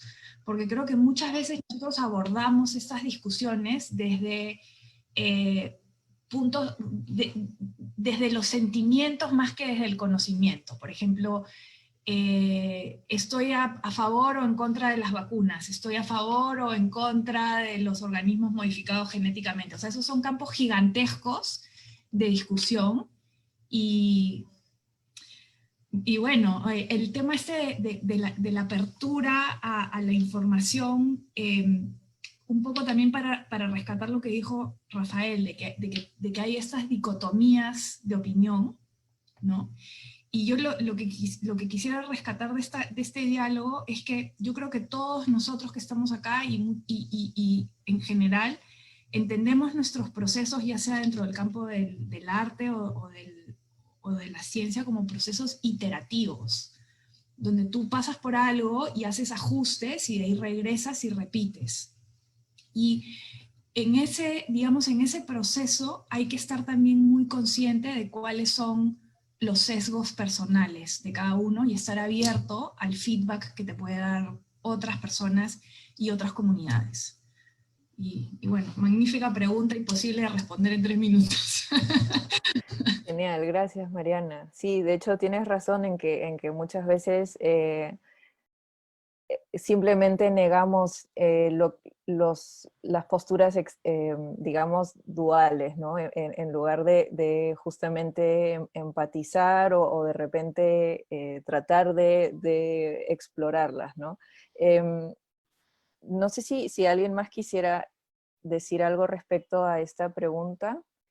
Si no, también tengo otras más. No sé si de repente Lucía o Francisco quisieran decir algo respecto a esta última pregunta sobre justamente si la naturaleza afecta a la biodiversidad, no si la naturaleza, sino si la modificación o la utilización de la naturaleza afectan nuestra estabilidad biodiversa o de costumbres.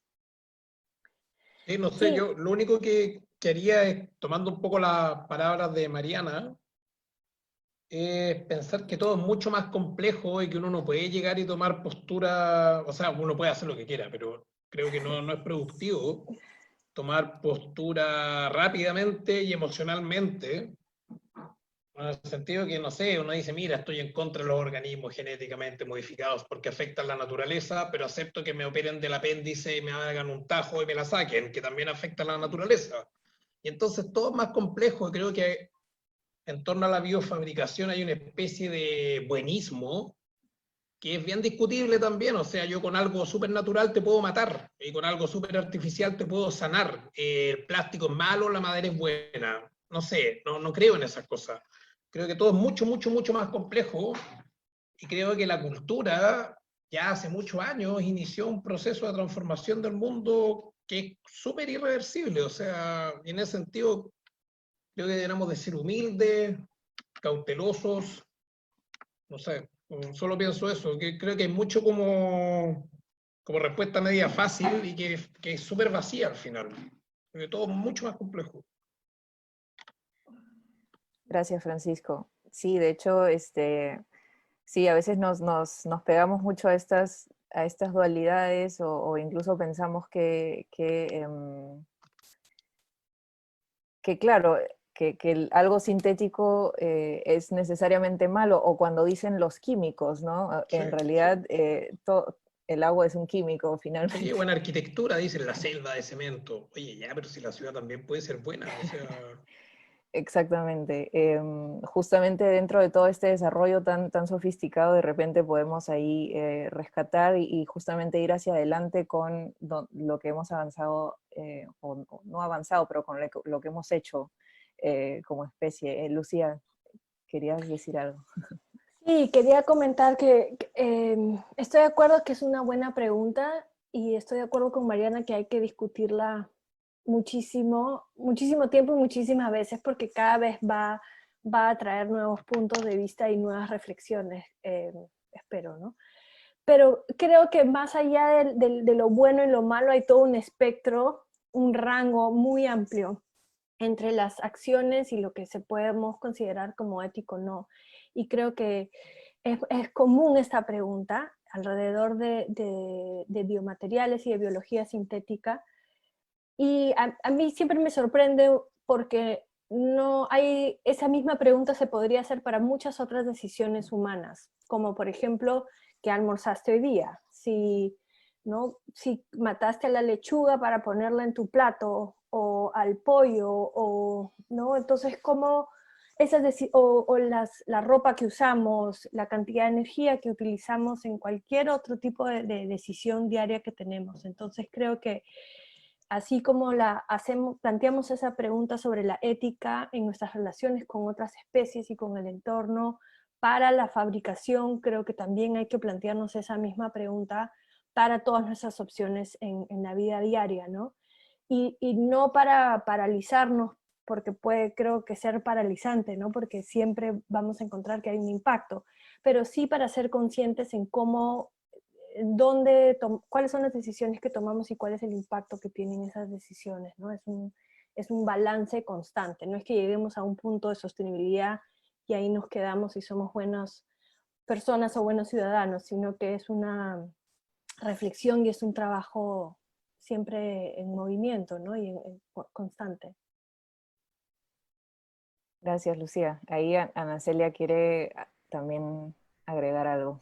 Muy rápido nada más, un poquito a lo que dice Lucía, que pues sí, o sea, en realidad también yo creo que es importante considerar siempre pues todas las diferentes perspectivas y todos los diferentes contextos en donde se pueda desarrollar X material, ¿no?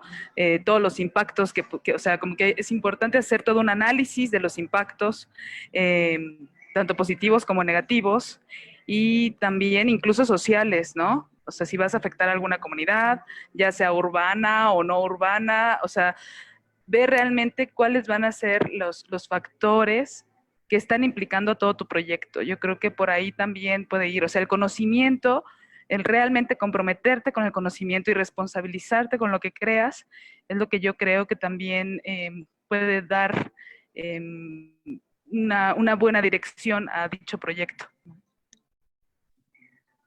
Gracias, Una dirección Ana Celia. positiva, ¿no? Genial.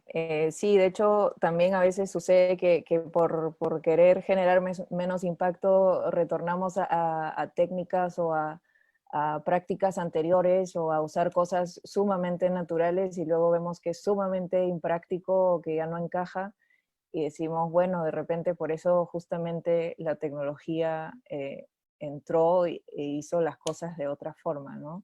De hecho, quería entrar con una pregunta más.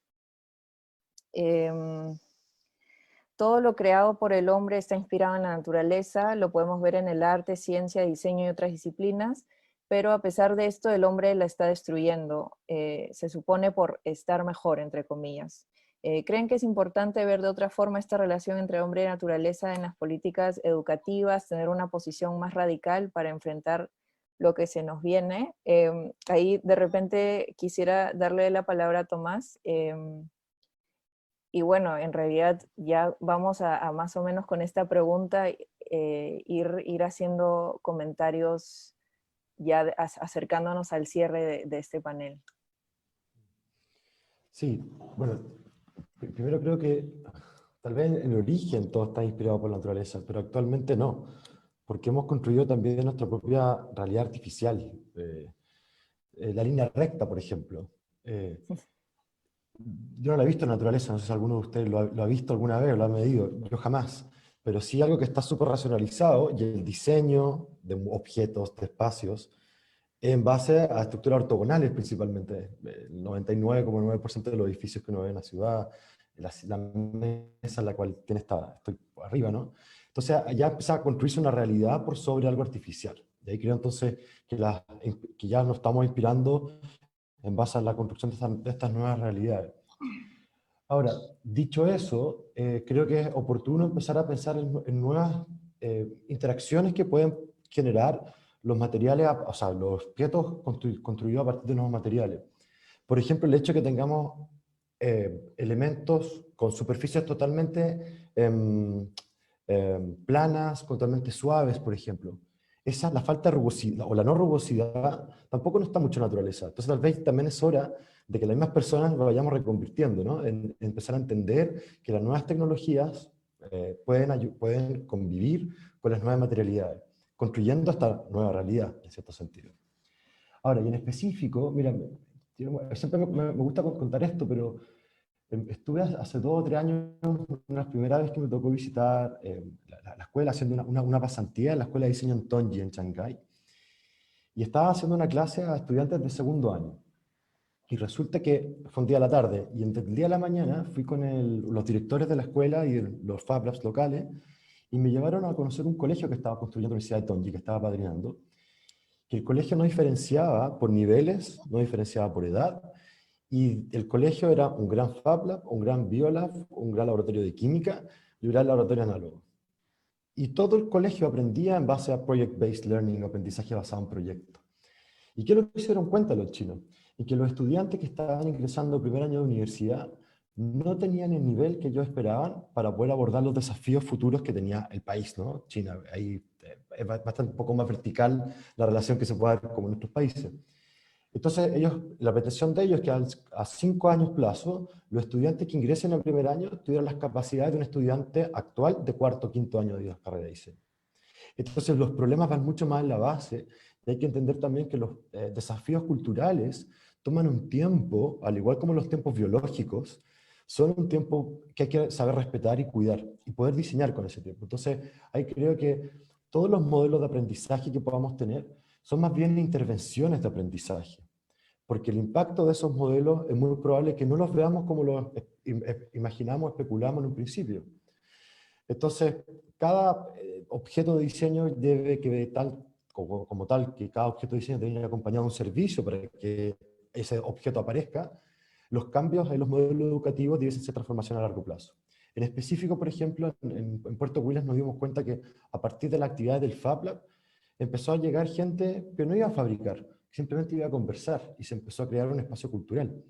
Y desde ahí los padres empezaron, y los profesores empezaron a llegar, los padres de los niños, y hoy día estamos trabajando fuertemente con la Facultad de Educación para poder tener un modelo de enseñanza, educacional, de enseñanza y aprendizaje, no solo para los niños de la escuela pública local, sino que también para los adultos, también para la comunidad yagán, que son los saberes locales. Entonces, tener modelos de aprendizaje transversal, en donde hay un norte prospectivo a por lo menos 10, 20 años plazo, es fundamental para poder abordar el desafío de sustentabilidad propio de la contingencia, y también previo a la contingencia, solamente que no lo hemos visto con tanta fragilidad o con tanta fuerza. Genial, gracias Tomás. Quisiera darle la palabra a Rafael y luego a Jorge. Rafael, de repente sobre estas cuestiones educativas, ¿nos podrías dar algunos comentarios? Recuerdo que estuvimos, bueno, estuviste el año pasado, por ejemplo, en lo de la AA de nanoturismo, en este workshop, entonces ahí de repente pudiste tener algunos insights sobre justamente cómo es este trabajo de la relación entre los estudiantes y el entorno, por así decirle. ¿Qué nos podrías comentar al respecto? Sí, antes solamente quería hacer un pequeño comentario sobre las tecnologías, ¿no? Ubicándome un poco, digamos, en el Perú y en Latinoamérica, que hemos sido, bueno, quizás en los últimos 40 o 50 años consumidores de tecnologías. Hemos consumido tecnologías, no hemos producido tecnologías. Y las tecnologías locales que existían no han sido valoradas, no han sido recuperadas ni investigadas, ¿no? O sea, como que hay un contexto, digamos, geográfico que nos ubica a los latinoamericanos. Y entonces yo creo que ubicándome, digamos, en este lugar es que yo pienso y cuestiono las tecnologías que no se integran y que no toman en cuenta estas otras tecnologías locales. Y que las, ¿no?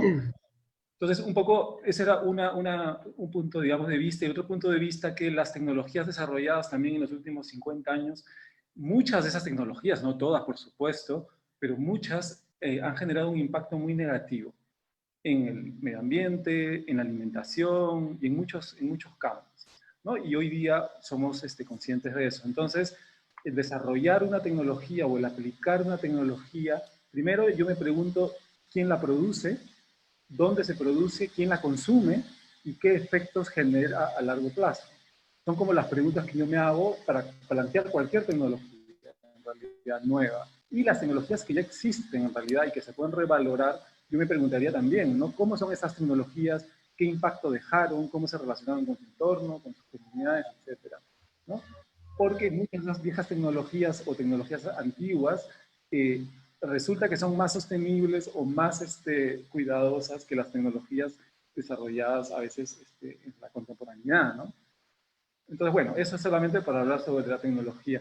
Sobre la educación, yo creo que la educación es, claro, es justamente pensar en el futuro, ¿no? Es pensar en cómo crear una nueva manera de relacionarse con la naturaleza, ¿no? La persona que estudia diseño.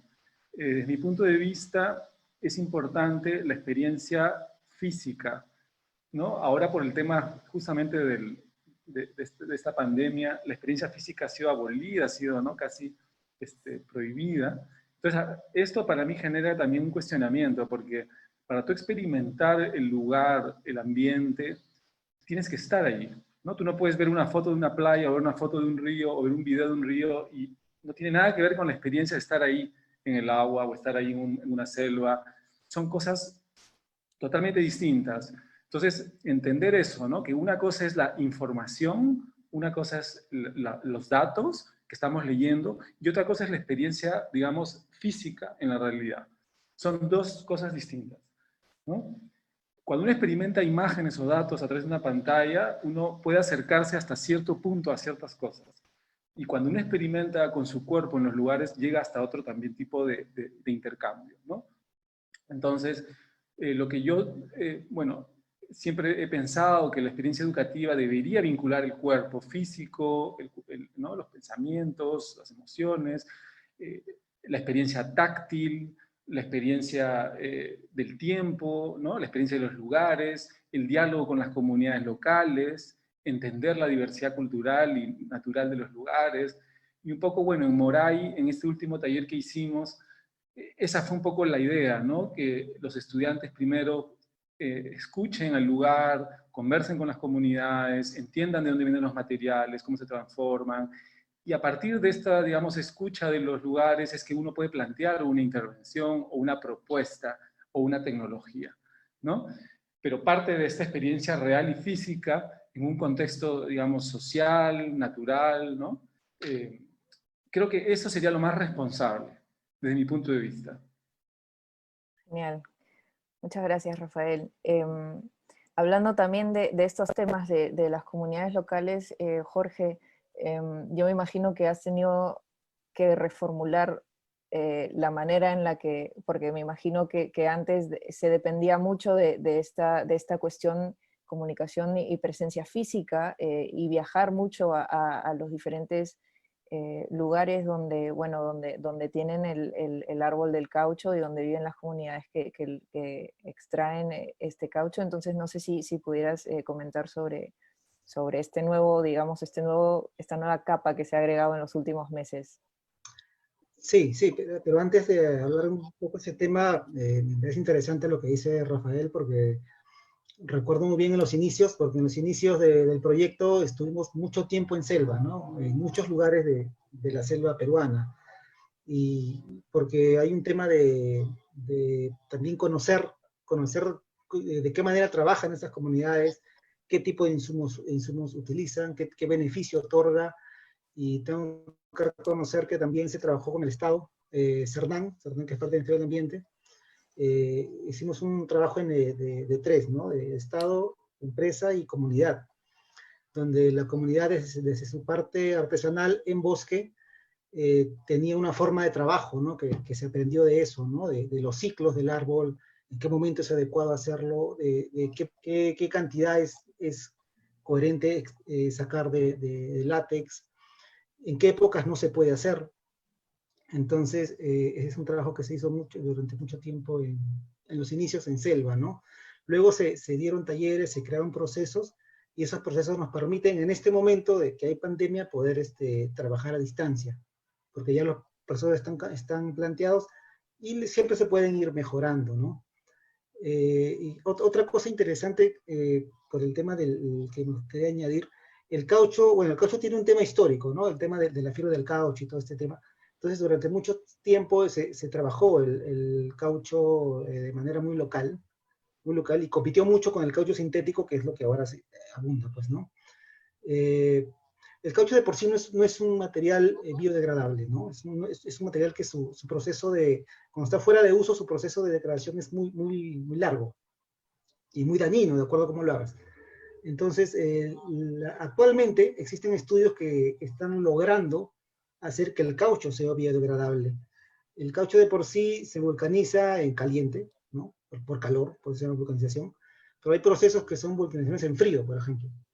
Entonces, me interesa mucho este tema porque de alguna manera se mezcla un saber antiguo y un saber más moderno, en el cual yo creo que en corto plazo podríamos tener ya productos como este caso del caucho, que es tan necesario, porque el caucho de por sí es transversal en todo, casi en todo lo que uno, desde el chupón del niño hasta por todas las fases de la persona, ¿no?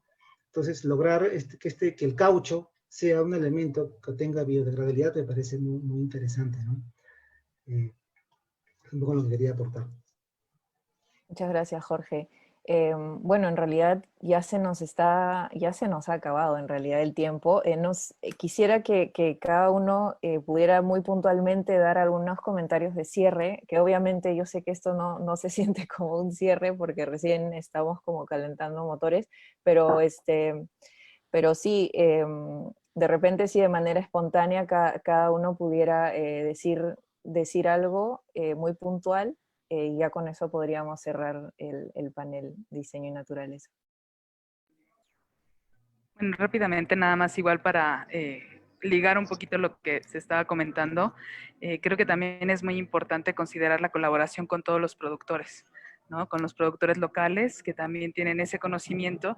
Y entonces es la alianza de estos mundos y el conocimiento da congruencia y aparte nos permite asumir la responsabilidad y generar amor para poder producir, ¿no? En un entorno mucho más integral, en donde también reconocer que las tecnologías tradicionales, igual que las tecnologías desarrolladas, tienen un límite ambas, pero si de alguna manera colaboran con una visión integral e integradora, pues realmente creo que podríamos tener un avance muy significativo, ¿no? Entonces, pues básicamente creo que con eso cerraría. Hay muchísimas cosas yo creo que en la mesa y me encantará pues también escucharlos. Gracias, Ana Celia.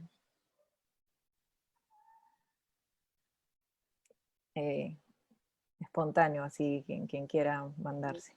Yo podría comentar algo muy breve, que de repente sí se tocó un poquito en la conversación, que es este tema de cómo un diseñador o cualquier profesional que se relaciona con la naturaleza, reflexionar un poco sobre esa idealización que a veces tenemos con ella, ¿no? Y que a veces es como un sesgo también a la hora de entenderla y trabajar con ella, ¿no? Se habló un poco de este tema del tema de la biología sintética, ¿no? Un poco. Y es interesante, ¿no? Algunos comentarios de mis compañeros, el tema de cómo a veces pretendemos tener una idea de la naturaleza, pero a veces también desdeñar a veces la parte científica o que es sintética o que otros productos o ideas que pueden ayudarnos y que por no ser naturales, o entre comillas, lo desdeñamos, ¿no? Entonces, creo que es un tema que el diseñador tendría que reflexionar cómo es su relación, porque a veces hay muchas personas que tienen esa idealización un poco marcada y eso creo que es un sesgo para ahora entenderlo. Nada más. Gracias, muchas gracias, Jorge. Lucía estuvo justo al mismo tiempo que Jorge tratando de dar la palabra, de decir algo, entonces luego Lucía y luego pasamos con Mariana.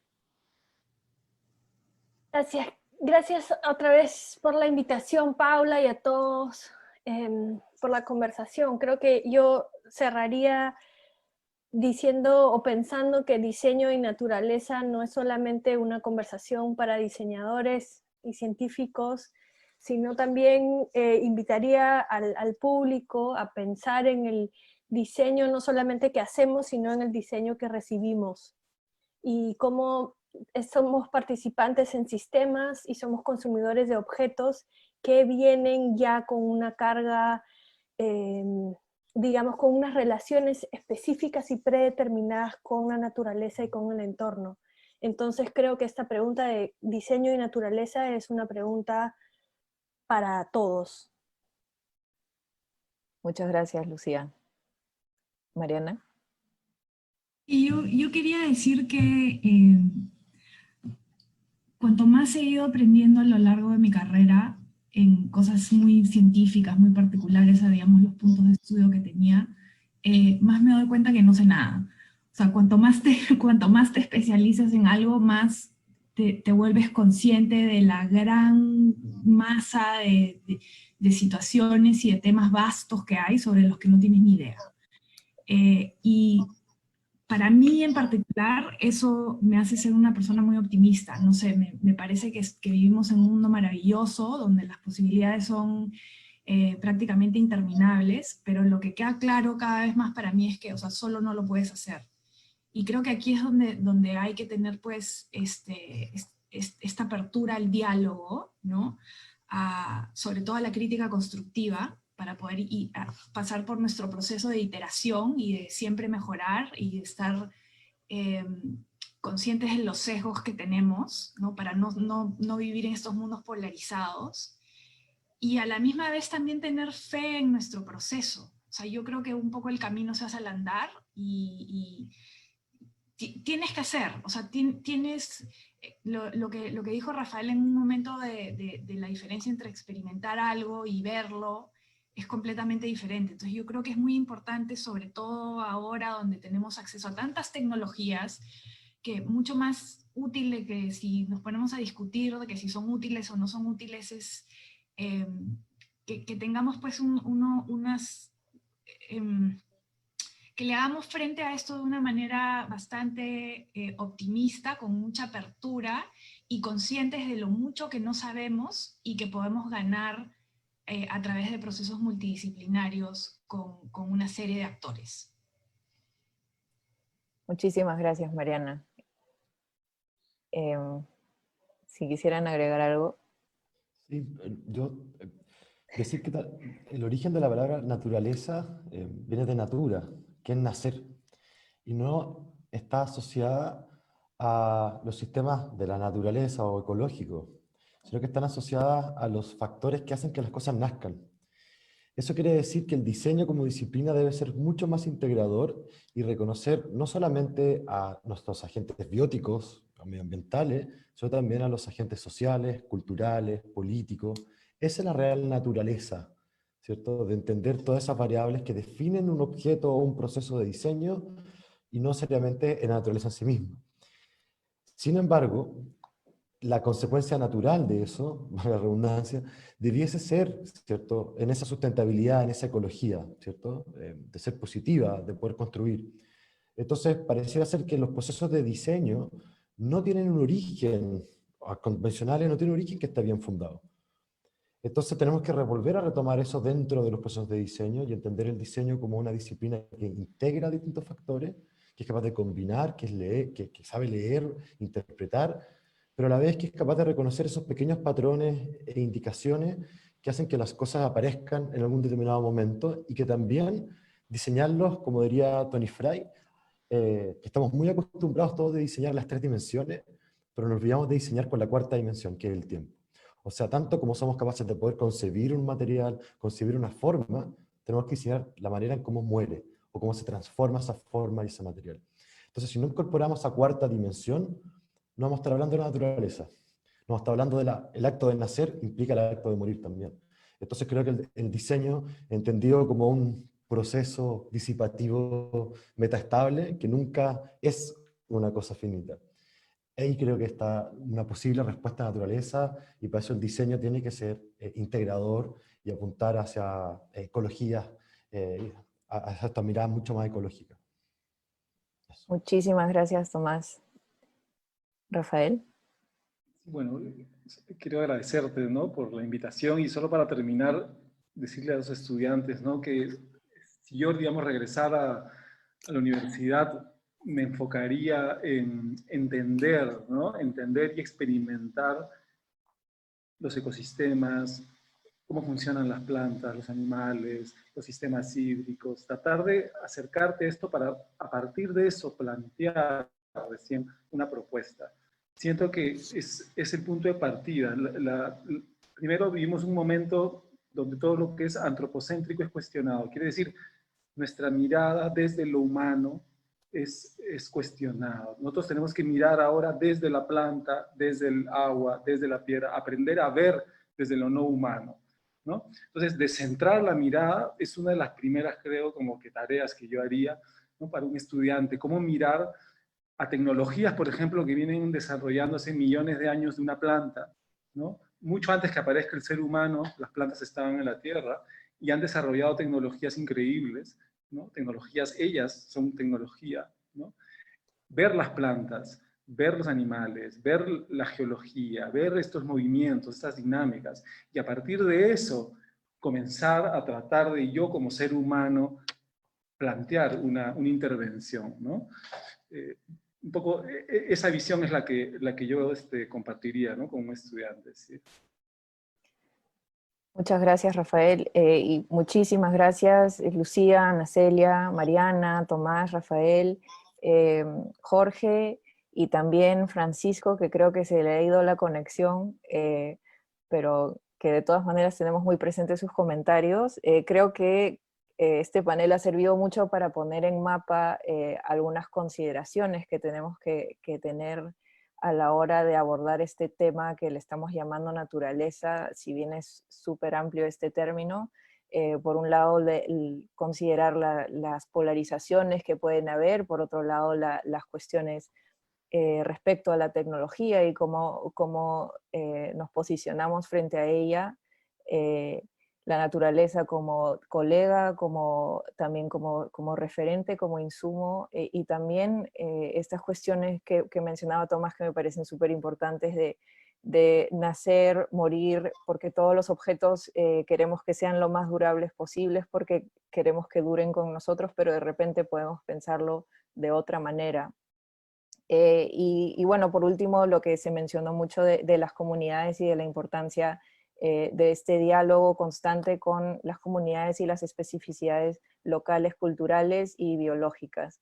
Me imagino que podríamos seguir hablando muchísimo más, pero muchísimas gracias a todos. De verdad, siento que ha sido un panel fantástico, muy interdisciplinario y bueno, estamos ya todos en contacto.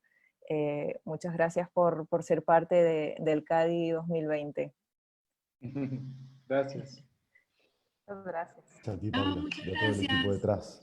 Gracias. Chao, gracias.